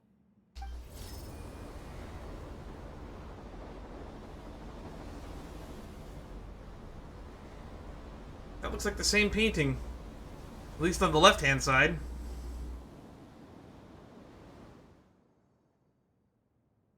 Huh. The scene depicted here seems to be a different tale. The Ibis King answered the gin-blooded dancing girl, granting her the wisdom she sought. That's Nabu Malikata, probably. But enemies plotted to kill her close kin. Snake venom was her self-chosen end. Here I leave the name. Makaira. Makaira? The Temptress of Woe? You've heard of her? Of course. I don't just sit around doodling all day. She's mentioned in tons of papers about the desert. As I recall, she was given as a gift to the tyrant king of Gurabad, and later seized the opportunity to kill him. After getting her vengeance, she reigned as queen for many years, until her enemies attempted a coup, and she took her own life. That's one of Lilupar's daughters, I guess. That's more or less the version I've read as well. It seems this queen also had dealings with the Ibis King. Yeah, I'm starting to find this whole granting wisdom business a bit concerning. I mean, considering how Gudar's and Makaira ended up, it might not have been a good thing. But, at the same time, if the cat guiding us is linked to the Ibis King, then he doesn't seem like a villain either. People are complicated.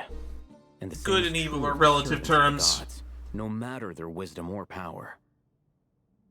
Let's reserve judgment for now and keep moving. What are your thoughts, Marak?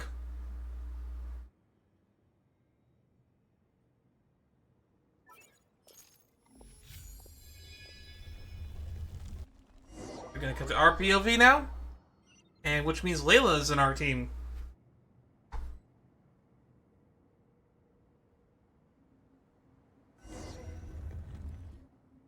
Oh, Paimon meant to ask earlier. Have your memories come back, Layla? No, sorry.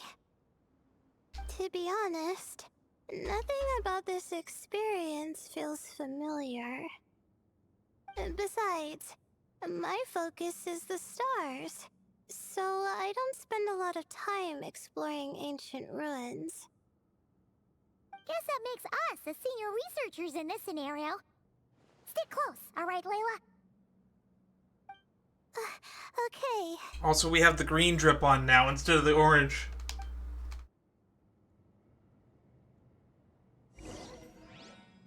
They switched us to Dendro Traveler.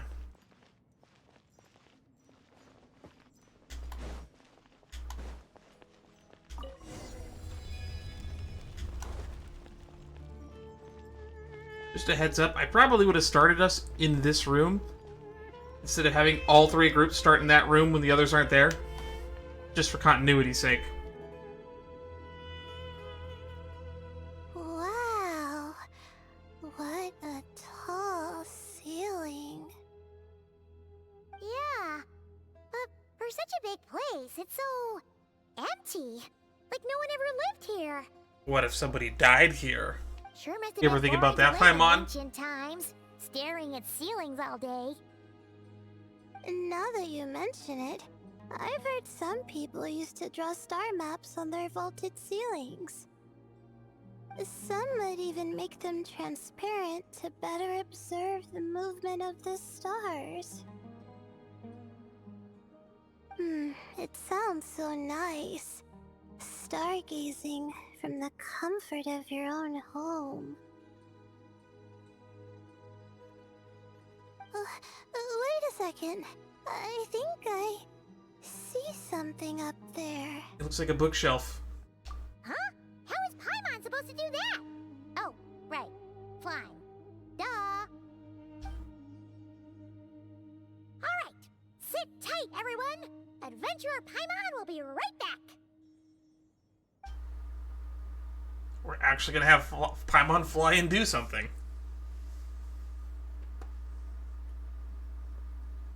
Okay.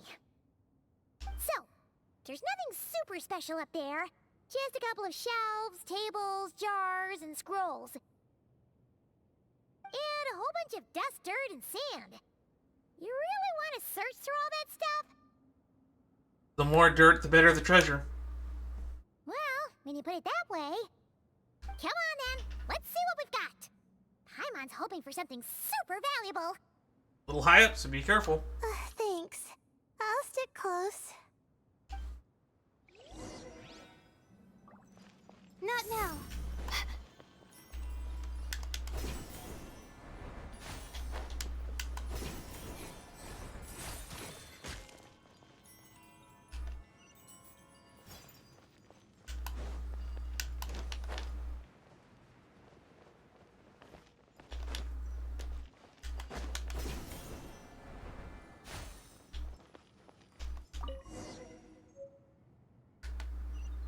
Ragged notes.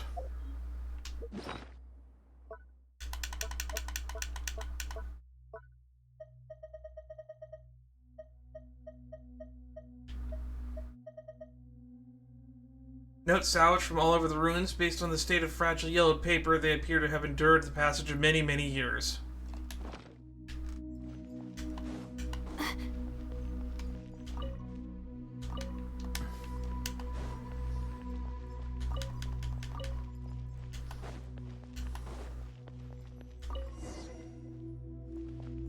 More ragged notes.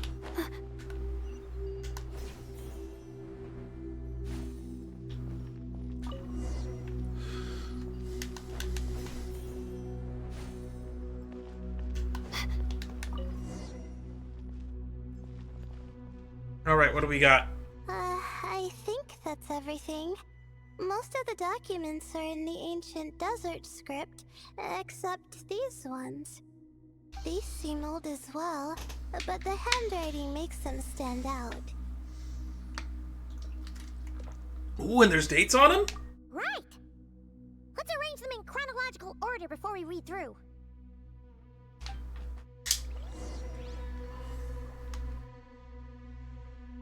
Sort through them in your inventory. What?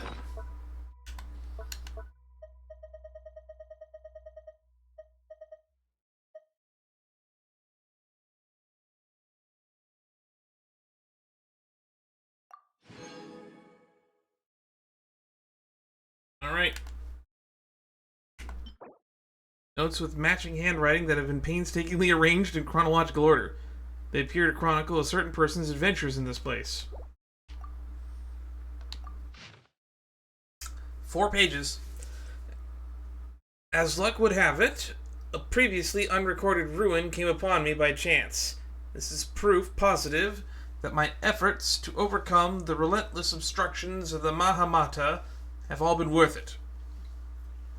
The Academia's aversion to the desert has grown to comedic proportions. The unknown is our playground, while the Akasha shackles us, and those who hide behind shackles, what is it exactly that they fear? They're looking at the cave. They're in the cave. They're looking at the shadows of the wall. I won't be leaving this place anytime soon. I've discovered a number of sites worth exploring, and it would be remiss of me to not seize this opportunity. It won't be easy to tell day from night, since I'm cut off from the outside world. If I'm to avoid losing myself in the unknown, I must not forget to mark the passage of time. Recorded on the morning of the 10th of May. That senior scholar fell and hurt himself. Typical of someone from the Taoist, always gazing skyward and never looking at their feet.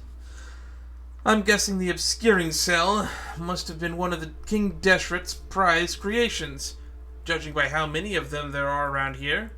Thankfully, the injury was limited to a few scrapes and a mild dislocation. After I popped the bone back into place, oh wow, I had him lie down and rest. This whole thing will set us back for a while, but perhaps that's not such a bad thing. For those like him who lack the skills, doing nothing might as well be the best contribution they can make. I was treating him. He brought up that tired old topic, asking me to join the Darshan once more. I firmly refused. Mediocre students find safety in confining themselves to a single field. But what good would that do me? It's only been a few days, but I've already made a significant progress. There are numerous writings here about the 7 pillars, each one captivating and exciting in its depth and detail. Now that the senior is no longer holding me back, I can finally work at a faster pace. Recorded on the morning of the 13th of May. What was the last one? 10th, 13th, so this is 3 days later. 16th of May is the next one. The appearance of the Ibis King was a pleasant surprise, though not as pleasant as one might expect. He's a skilled storyteller, but he loses steam once it's clear his listeners aren't fooled. That said, there are elements of his tales worth investigating and verifying. Although he did point out the exit route, in his current state he can't really intervene, and I can't tell he's putting on a front. Well, I can tell he's putting on a front and isn't all that friendly toward me. But that's typical of people who care about their status. Since I need a bit more time, given how big this place is, I suppose we'll have to put up with each other a little while longer. Besides, isn't mutual dislike a positive emotion for those who can't get along? In addition, saving that senior was definitely the correct decision. Oh, I nearly forgot to record. It's noon on the 16th of May. My supplies run out. Unless I wish to die here, I will have to leave this place. But I still refuse to accept anything from Thoth. People like him only talk benefits and never mention the cost. Or a dime a dozen at the Grand Bazaar. Of course, for anyone after me who falls to the temptations he offers, remember this at least. Do not trust the Ibis King. Recorded on the final day, Zandik! Oh! I should have known with the Shadows in the Wall cave reference that it was you, Zandik.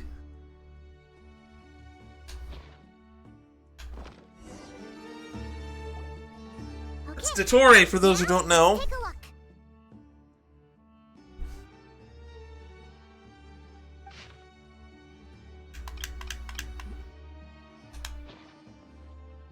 Seems like the notes from someone who was trapped here.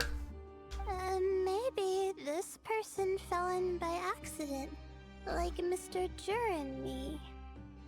I think it's sad that we know that Zandik is Dottore, but because canonically Ether doesn't really read half of the shit we pick up, he's a dumbass. Yeah, maybe. But they don't sound super worried about their situation. So, either this person's an ace adventurer, like the Traveler, or some kind of super optimist. An optimist, huh? Oh, I wish I could be that sort of person. I tend to be, or label myself, a realist. Well, blind optimism isn't good either. Besides, you have your own strengths, Layla. That's right! You're detailed and passionate. Great qualities for an adventuring buddy. This optimist seems super obsessed with exploring every corner of this place. That could have gotten them in big trouble for all we know. Well, I appreciate the compliment. It's almost magical how words like that can make you feel like you can do anything. You do you, Layla. I only wish that magic could last a little longer. Until I figure out my new study topic, at least. Let's keep reading.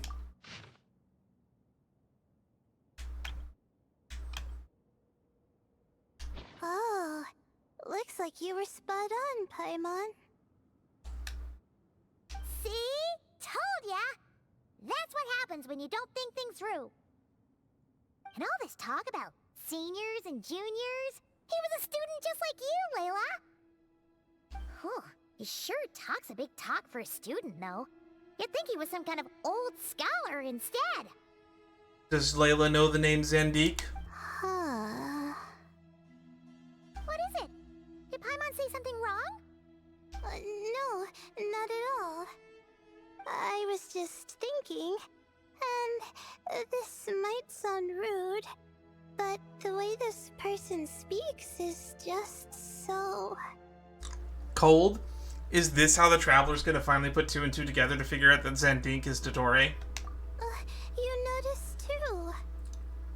I mean, it's good that he helped treat his companion's wound, but it didn't seem like it was out of kindness. More like he was looking out for his own self-interest, or thought he could get something out of it. I don't know. Maybe I'm reading too much into it. Oh no, you're right. He didn't even mention his companion on the previous page. Yeah. We're gonna get one of these for every one of the 4 pages. If you're both in this dangerous situation together, wouldn't you mention them at least once? If it were Paimon, she would write down the name of every single person she was with. No one would be able to get away. Well, you'd all be stuck here together, so... Actually, I find Paimon's approach quite sensible. It makes sense from a safety perspective, too. Yeah, so why the hell did we all split up? That way, if anyone came to the rescue, the notes would be able to tell them everything they needed to know. Whoa! That's genius-level thinking! Well, I learned that from Madame Farzan, actually. I'm Got not it. speaking from personal experience or anything. Madame Farzan, famous for using the buddy system in order to escape and have nothing bad happen to her while exploring. Thanks, Teach. Oh, no! I'm just a student. It's fine! You taught us something, so you're our teacher. Simple as that. Anyway, from the looks of things, the student who left these notes behind was pretty weird. Let's keep reading. Okay. We're gonna read page 3 now, I assume. Whoa! Hang on! That's a lot of information. Paimon needs a moment to take this in. The Ibis King. So... did this person actually meet the Ibis King here? Nefer talked about the Ibis King before. Sorry. Who? Oh, you've never heard of the Ibis King? Strange. Jeez, not again. Stop teasing her, Traveler. You know she was asking about Nefer. Anyway, Nefer's, a friend of ours. And she's mentioned the Ibis King before, but not in much detail. She mentioned it in quite a bit of detail, actually. Paimon handled that pretty well, actually. She managed to not spill any of Nefer's secrets. Guess the boss of the Curatorium has earned her respect at the end. And then some. Oh, I see. Well, that's not too surprising. Most people in Sumeru know about King Deshret, and most in the academia have at least some knowledge on the 7 pillars. Not as much as the Temple of Silence, or whatever they're called. They seem to know the most. Legend has it, King Deshret ruled the desert at the head of several wise retainers, guiding their people to pursue the limits of wisdom. He also left behind treasures for future generations, which continue to be relevant in nearly every research discipline. And now, this message indicates this student and his senior were rescued by the Ibis King. But to think it's possible to meet him in a place like this... We don't know when these notes were written, but didn't the 7 pillars disappear a long time ago? Something else that's odd. The Ibis King's form. Yeah, the notes made it sound like his powers were restricted. Also, the mention of this form? What is that supposed to mean? You two already know that he's a cat, but you're not going to share that with Layla, are you? I'm not sure. Let's keep reading. The supplies run out unless I want to die here. Alright, Zandik. Oh, this is the last page. There's even a signature at the end. Well, sounds like they made it out. Guess it was a happy ending after all. I hope so.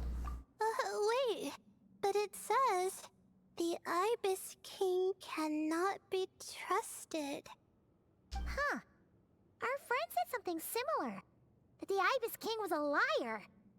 And the notes did make it seem like something wasn't quite right with him. Maybe he wasn't one of the 7 pillars at all, but some kind of con artist. Not gonna address Zandik at all. I guess they haven't figured it out yet. Thousands of apologies, Eminent Lord Paimon. I meant no offense. Oh, we're gonna do that bit again? Great, Ibis King! If you heard that, Paimon didn't mean it. Please forgive her. Don't trap us here. I think Paimon raises a good point. Let's keep our guard up just in case. You're the shielder. Alright, I think that's all the clues around here. How about we... Oh, hi, Marak! Oh, it's Marak! That means Kaveh and the others should be around here, right? Hello? Anyone up there? Can you hear us? Yeah, we can! You know, sound travels just fine in an empty chamber like this. You don't have to shout. Of course, if you're shouting to express your excitement at being reunited, by all means, pretend I never said anything. I'm definitely gonna do that, Al-Haytham. This is kinda exhausting. Come on, let's head back down. Sino's group never caught up with us.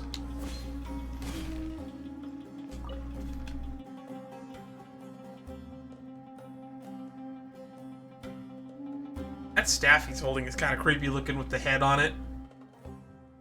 Oh, here they are. Never mind. They all caught up in the end. Wow. We all ended up in the same place, huh? Yeah, what a coincidence. Indeed. Or as I like to call it, the chai factor. The what?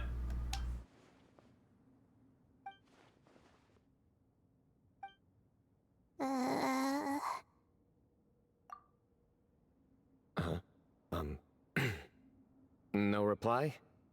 Just say it. Alright. Because it's spiced to sweet brew again. Oh, this one! He said this one before. I forgot. Oh, hey, that's a new version. Oh, wait, what? You've never heard that one? What are you looking for? A place to sit and read my book. Oh, great. What else is new? Nothing. Nothing is new. We found papers from Zandik. Well, looks like everyone made it through unscathed. But we're not going to share it with the group, are we? Let's take this chance to get some water, rest a bit, and discuss what we learned. Sound good? Oh, thank God. Yeah, let's debrief.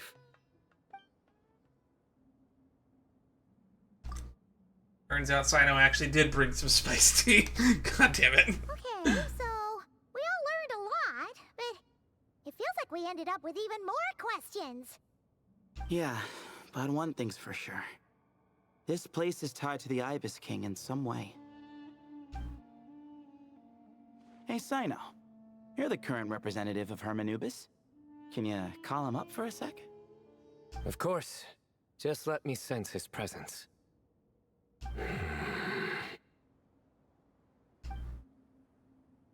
he actually gonna do it? Just kidding. I can't sense him at all. Jeez, Sethos. Did you set him up for that one? What are you, a two-man act? Wow, good one. Sorry, Herman Nubis isn't like the Ibis King. He can possess me, but I can't talk to him whenever I want. Oh, truly? Does that mean he's gone? I would have liked to reminisce about old times with him. Well, that worked. The cat! It speaks!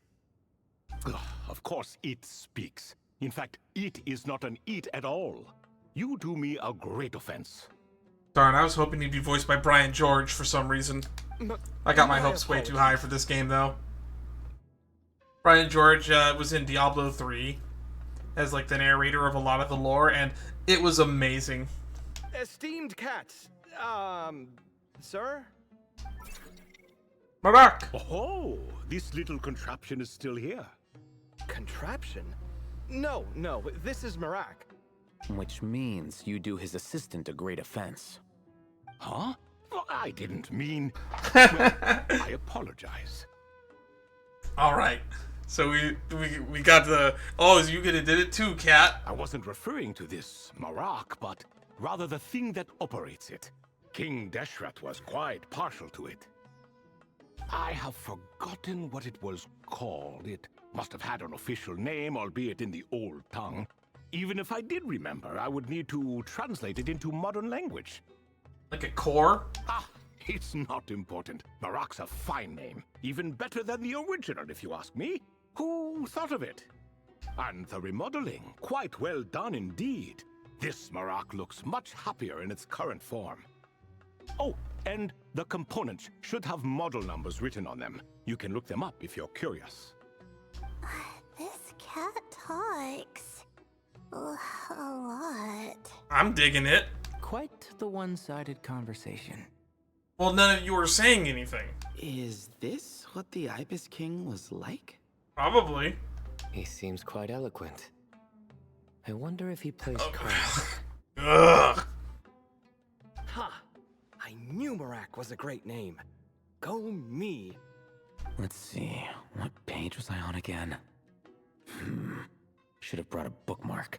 My god, why are you even here? That all went over Paimon's head. Are the writers just not confident to write Kaveh well if Alhaitham isn't around? So when the notes mentioned something being off with the Ibis King, was it because he's in the form of a cat? Hello, Thoth. Hello indeed. For you to know my name. Yes, I was not mistaken. You are special among your companions. But you are all guests. It is only proper to invite you in. Come then, this way. He's a schemer, though. We're not supposed to trust him.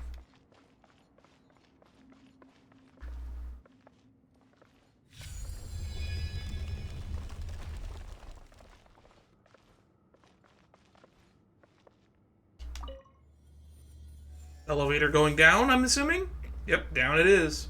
Behold! Aha! Yeah. I swear by my sword.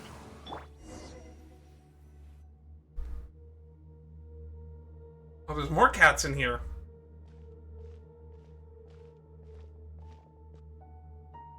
Bunch of cats.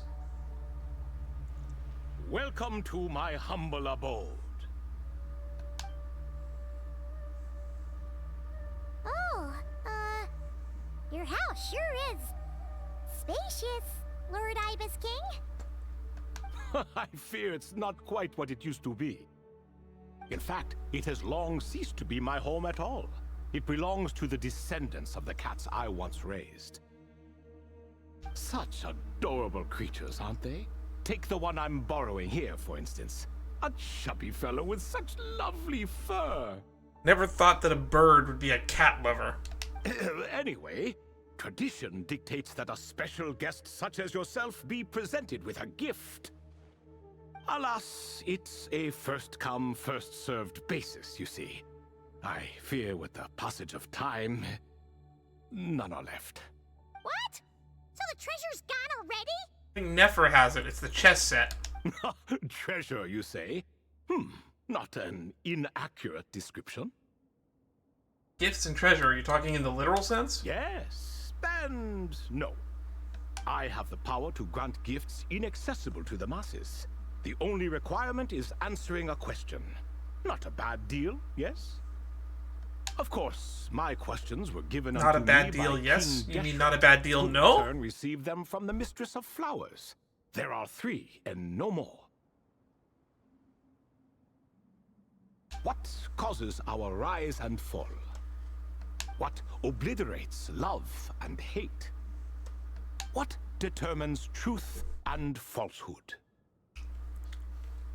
So these are Nabu Malikata's riddles. The more he talks, the less Paimon understands.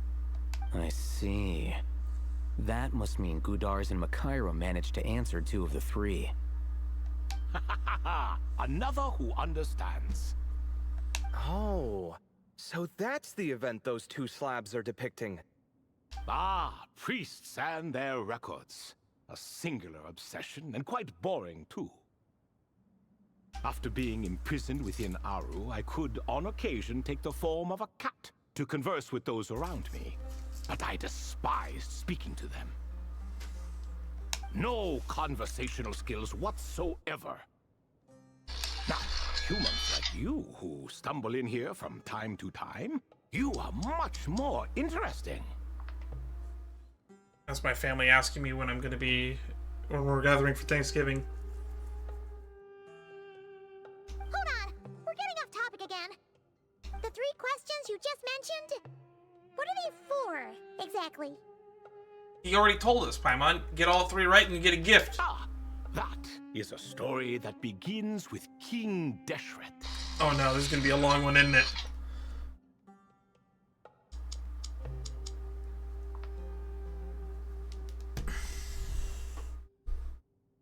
And we're in for another long one. I know how you feel, Sethos. Nostalgia for the past is common to us all, is it not? Well, to us, it's the far distant past. We weren't there for it. Not nostalgia. And our king, he was such a proud, solemn man in those days. He watched us speak of the present and the future, of the wisdom we possessed, or were about to obtain. We were his proud retainers, confident in our belief that, so long as each one of us used our abilities to the fullest, progress was inevitable. Yet, King Deshret's ambition was not destined to be allowed in a closed-off world such as this, so nothing went as planned. In fact, from the beginning, there were signs an outcome of this nature was inevitable. Because although there were 7 pillars, one was forever absent. Which one was always absent? Al-Ahmar would insist the Dendro Dragon Sovereign was one of us, but the dragon herself rejected that idea. Yeah, that definitely sounds like her. Huh. Like a card you can never seem to draw from your deck. More like a card that was never in the deck to begin with. Alas, that's just who Al-Ahmar was. There was nothing we could do about that. And I always preferred chess to cards. We know, you have a chess set. In the end, life grew unbearable for our king. But, of course, those who remain must continue to live on. But subjects like us were less fortunate. After all, the fate of a retainer is decided by the king, including the chance to walk away. So it was then that King Deshret had Kroko, Goti, and I locked up within Aru, where we remain to this day. So where are Kroko and Goti? Kroko. Goti? I'll be honest, I didn't remember their names. I just remembered they were a goat head and a crocodile head. Ah, of course. You're more familiar with their full names. Sobek, the Crocodile King, and Hereshef, the Goat King. And let me tell you, when it comes to chess, Hereshef was a habitual backseat strategist, always spewing nonsense from the sidelines. I love Solid this was drawing. all too quick to take his terrible advice, to the point where I was the one who got accused of cheating. Chess is an exercise in patience, and that man couldn't sit still to save his life. He could never excel at that game. In fact, neither of them were good at chess. Even so, we played together often. And since I was always the winner, we got along quite well. That's funny. What are you laughing at? Were we not good friends? It depends. I would have to talk to them and get their opinion on it. Everybody looking. No one's laughing. Paimon would never. No, not you. It's Goatee. He's laughing for no reason again. Can you not hear him? We cannot. Okay, so he's here in the room with us. Ah, right. Of course you can't. The two of them are inside Aru, as am I, so only I can hear them. What is even going on here? He's in two places at once. He's in this weird dream dimension, Aru, the Eternal Land or whatever, and also possessing this cat. Has he, started to lose it after being trapped for so long? No, Paimon, I'm going to take him at face value and believe what he says for now. That does happen to prisoners serving life sentences. Speaking of which, how's Azar doing these days? How is Azar doing these days? I doubt he's doing much of anything. Just what I wanted to hear. Just what I wanted to hear. What is the meaning of this? You doubt my words? I have half a mind to not talk at all. Oh, no. They're not questioning you, Lord Ibis King, just discussing other things. Please, continue. In that case, where were we? Playing chess. Were you good friends? Getting to the part about the 3 questions. Hopefully. Ah, yes. We're almost there. Before I entered Aru, King Deshret said I could be released from my eternal seal if I chose humans who could provide the correct answers to those 3 questions. The first person who caught my eye was Gudars. I asked him, what causes our rise and fall? He answered, conspiracy and betrayal, for it renders the righteous and wise unable to succeed, and thus nations fall. I found his answer quite interesting, so I bestowed upon him the power to deceive. This is a terrible idea. The second human I chose was Makaira. I asked her, what obliterates love and hate? She said unto me, I have nothing left to lose. Vengeance alone can quench both love and hate. I found this to be another fascinating response, so I granted her the power to be loved. I don't like this game. But both of them ended up... Now then, young one, riddle me this. Did their answers point to this fate, or was it the power I bestowed upon them that determined their end? I'm just an observer who doesn't understand their circumstances, so I can't answer. So where do we get to the question about the moons and the ecologia nuts? A clever reply. I do not wish to comment either. It is all in the past at this point. My only wish was for their answers to be acknowledged by King Deshret's rules, and bring me one step closer to freedom. As for the final person, her fate remains to be seen, so I will not reveal her name. We know this one. And did she answer your 3 questions? That must have been Nefer then. I asked her, what determines truth and falsehood? And found her answer quite compelling, so I bestowed upon her a gift to match. The chess set. As you can see, however, I have not been freed, so it's clear the answer she gave at that time was wrong. Or the other 2 were wrong. But, alas, 3 people were chosen, and 3 questions were asked. So now all I can do is wait. Wait until her wisdom is in line with the rules set forth by my king. Until she has found the true answer to that question. No wonder there was no 3rd stone slab then. Or perhaps you're just not ready to include her in the story. Though, that might be a generous interpretation. So why is Zandik not here? Did he refuse to answer your 3 questions? Why is he not being mentioned? Well, it's not merely because her story remains unfinished. As the remaining priests of this place left, or passed on, there were none left to record the events that followed. Besides, stone slabs are few and far between in the Great Red Sands. Are they? In the sprawling desert, very few things or people even manage to leave a trace. I imagine there's quite a few stone slabs in the desert. But sometimes I can't help but wonder. If that young man from several centuries ago had been willing to answer my question, would I have left Aru by now? Oh, Zandik. Zandik didn't answer your questions. Wait, so there was someone else? Paimon, you already know this. You read the fucking letters. Of course. It has been thousands of years, after all. All sorts of people have stumbled upon this place, but I only chose the special ones. That young man had such a singular intelligence, though his companion, by contrast, was rather average. Wait, could it have been Zandik? The author of those notes we found? The student named Zandik? Ah, yes, I think that was his name. In truth, I was unsure whether I should grant him my 3rd remaining gift. We're getting so much lore in this one little event. He was, of course, exceedingly clever, but he was also mistrustful and narcissistic in equal measure, and there did not seem to be a line he was unwilling to cross. Too much power could be dangerous in the hands of someone like him, so I found myself rather relieved when he declined my gift. Oh, he turned you down? Did he give a reason? Yes.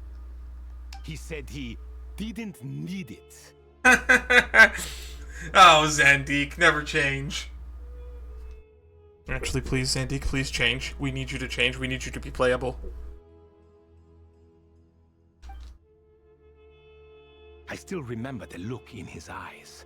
Nothing stood out per se, and still I could sense contempt and disdain radiating from his gaze. I'm so glad that they gave us the ability to hide the text box. It makes it so much easier to take pictures and screen caps. I could not give an exact reason, but on instinct I just knew. It would not end well to get close to a man like that. So, I tricked him. What did you do? Stick close to your companion, I said. Only the descendants of Tuletula can come and go as they please. Leave him behind, and there is no escape for you. So, does that mean his companion wasn't a descendant of Tuletula? Oh no, that part was true. The lie was in the other half. Anyone can enter or exit this place. There are no restrictions. And that's why he wrote down, I don't trust him. I saw that his companion was exhausted and was concerned Zandik might leave him behind. Or worse, that some other accident might befall him. So I made up an excuse to prevent Zandik from going a step too far. Oh, and speaking of, Zandik's companion had the same blue hair and pointed ears as you. Huh. Wait, does that mean Layla's also a descendant of Tuletula? Indeed. When Hermanubis founded that city, he took in many who had nowhere else to go. Today their progeny are scattered to the 4 winds, and indeed are far more numerous than I could have imagined. We knew that Tanari was a descendant of the people of Tuletula, as are the rest of the lords, members of the whatever it is, Temple of Silence. But Layla, that's a surprise. She has like the elf ears. I thought she would have been like a fae or something, or like whatever Alice is, or Klee, or I guess Nahida too. There's a few characters that have those pointed ears, but not a lot. So the person you protected could have been my ancestor. Yes, yes. You're very welcome for that. Could I ask another question, Lord Ibis King? You gonna ask him that moon question? Of course. I have nothing but time, I'm afraid. Did you also save me and a man named Jur? I did. You two were quite unlucky bumping into a device King Deshret once used to measure human brain power. That contact caused more knowledge than you could handle to flood into your minds. Then why is it just lying next to a door? So I replaced that knowledge with simpler, repetitive information. Of course, the side effect being the same thought repeating over and over again in your mind, but that should resolve itself in time. Yeah, Jur seems to stop talking about Akalecha nuts. How many moons are there in the sky? Yes, that was the phrase I used in your head. I forgot the other one, though. I believe it had something to do with food. Both were spur-of-the-moment decisions, so no need to dwell on the meaning too much. We actually should be dwelling on the meaning of the moon one, though. Oh, I see. Thank you, Lord Ibis King. As I said, young one, you are most welcome. If you're inclined to return the favor, perhaps you could turn off that device so no one else can trigger it? There's only so much a cat's paw can do, so I'm afraid this is something I must leave to you. Or Marak, I suppose. Don't worry, that device can no longer be activated. Oh, splendid! Another one bites the dust. Such is the fate of things here. Day by day, little by little, the remnants of ages past fade into obscurity. For that reason, the gifts of bygone eras, be they tied to your blood or technological in nature, are not to be revered. They are tools, nothing more. Disrespectful? I simply make the most of what I have. Besides, our king has been gone all these years. What good does it do to revere him now? Oh, are you talking to the Goat King again? No, Croco this time. Ah, okay. I forgot that the other two people were here, we just can't hear them. He's pestering me for another game of chess. Says he wants to even the score. Wishful thinking, if you ask me. If we counted one push-up for every loss, he'd owe me 300,000 by now. Of course, that's just a rough estimate. I've never kept count. It appears that's something you like. Being someone unable to be defeated. I suppose so. All right then. Time for me to extend my winning streak, and for you all to head home. Best of luck to you. Also, we never answered your 3 questions. In truth, deep down, I know even the answers to those 3 questions will not change my fate. But that is for me to reckon with. Go on now. What a very interesting character. I hope we get to talk to him again someday.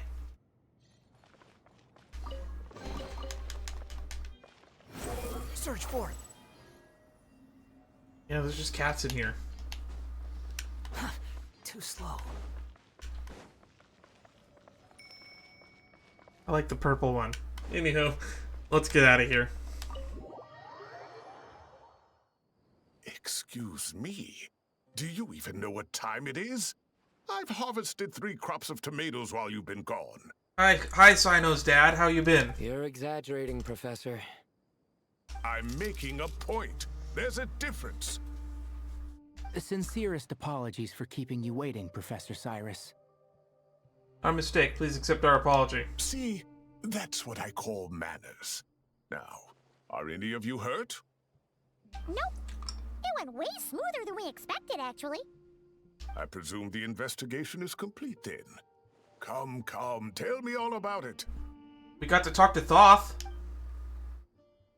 Wonder what his reaction's going to be to that, to be honest. Oh my, did you look out? If you've read the work from the Vahumana Dashan, you would know that the Ibis King has, well, let's call it a mixed record. Perhaps he softened up a bit in his old age, and that's why he chose to help you. Or perhaps he just didn't have a good enough reason not to help us. Also true. See? Marak agrees. How do you even know that's what Marak meant? That could have just been a happy noise. In any case, there's a lot to be happy about. We figured out what happened to Layla and Jur, and there were some unexpected takeaways too. Yeah, I never expected to learn about my ancestry. I'm surprised that this story hasn't been passed down in your family at all. I've always thought of myself as just an ordinary student. I never would have even considered something like that could be true. Come to think of it, our ancestors might even have been friends at some point. Huh? You're right. Maybe I should take a trip back home to see if I can find any records about that. Where is your home, by the way? Oh, I was just throwing that out there. I wouldn't want you to go to the trouble. It's fine. My advisor gave me a break, and I still have a few days left, so... Oh, wait. My study topic. I haven't made any progress at all. No. I need to focus on that instead. One thing at a time, Layla. Even though I would love to get more into your ancestry and lore. But answer the question, where's your home? Where's your home? Where's your home? Couldn't you help her, Professor? Huh? No, I could never. Me, you say? I'm from the Spatamar Darshan, and I don't think that Nephis or Zahahadi researched the stars. All I have to offer are my homegrown tomatoes. God, what do you even do anymore, old man? Although I suppose it's not impossible. I can ask a few old friends to recommend some interesting topics. You really don't have to. It sounds like a lot of work. Not really. Being given a topic just helps it and makes it easier so you can just focus in on it. Hardly. A few passing questions while we water the plants? It's no trouble at all. Thank you so much. Of course. Now it's getting late, and you all must be tired. Let's wrap things up here. Some say desert nights are the sun taking mercy on us after the heat of the day. So, let's leave while she still feels merciful. Act 2 complete. To be continued. We never got a cutscene. Is there going to be another act?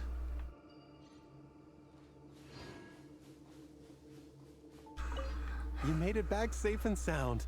Glad to see it.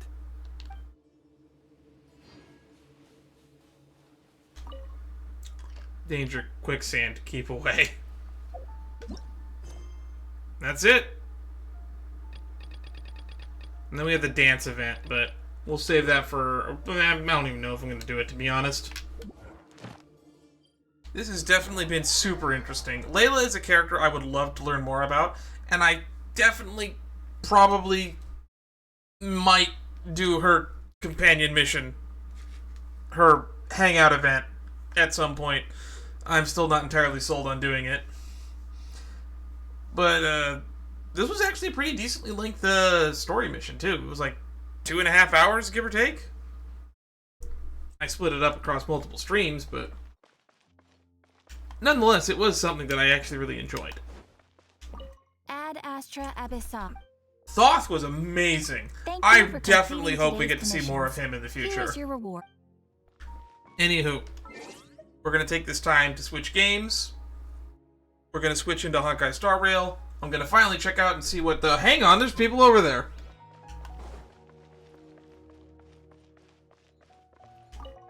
Have you decided on what to eat?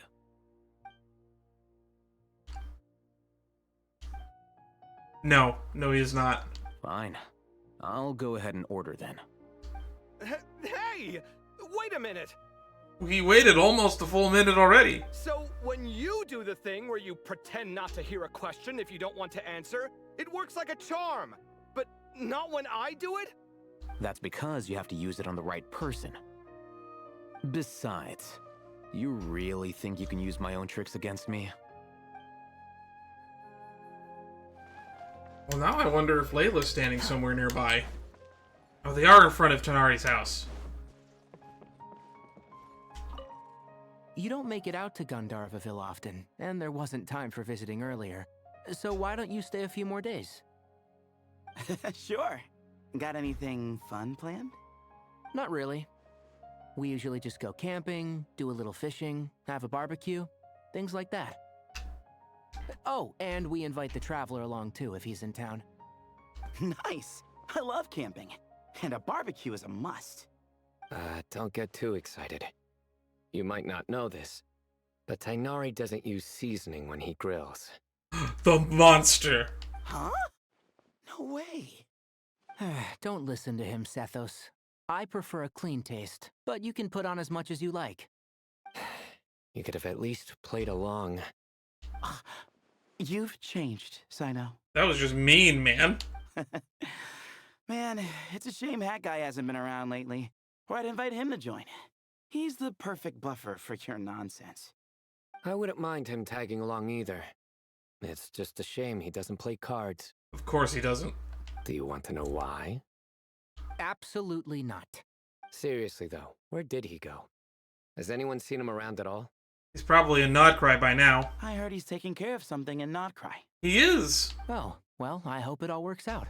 I'm surprised we haven't run into him yet, to be honest. Anyway, we're gonna switch games right now. If you'd like to stay up to date on what I'm doing, the best way to do that is to join the Discord. And we're gonna go do a pull stream in Honkai Star Rail, followed by finding out what all this currency wars stuff is all about. Maybe we'll get to the Cat Cake event at some point in the future.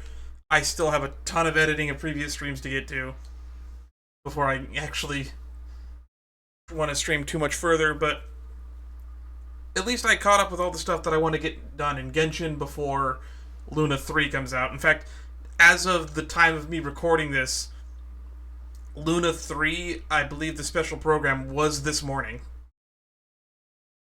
was like 12 hours ago. Like, yeah, about 12 hours, maybe even earlier. Probably like 4 a.m. for me. But, yeah, I don't, like I said, I don't react to those anymore. If people want to get into a group with me and do a group call, maybe I'll do those in the future. But for the most part, I don't react to special programs anymore. I don't like the spoilers in the trailers anymore. Anywho, that's all for this. For those of you watching on Twitch, though, stay tuned. More content down the line.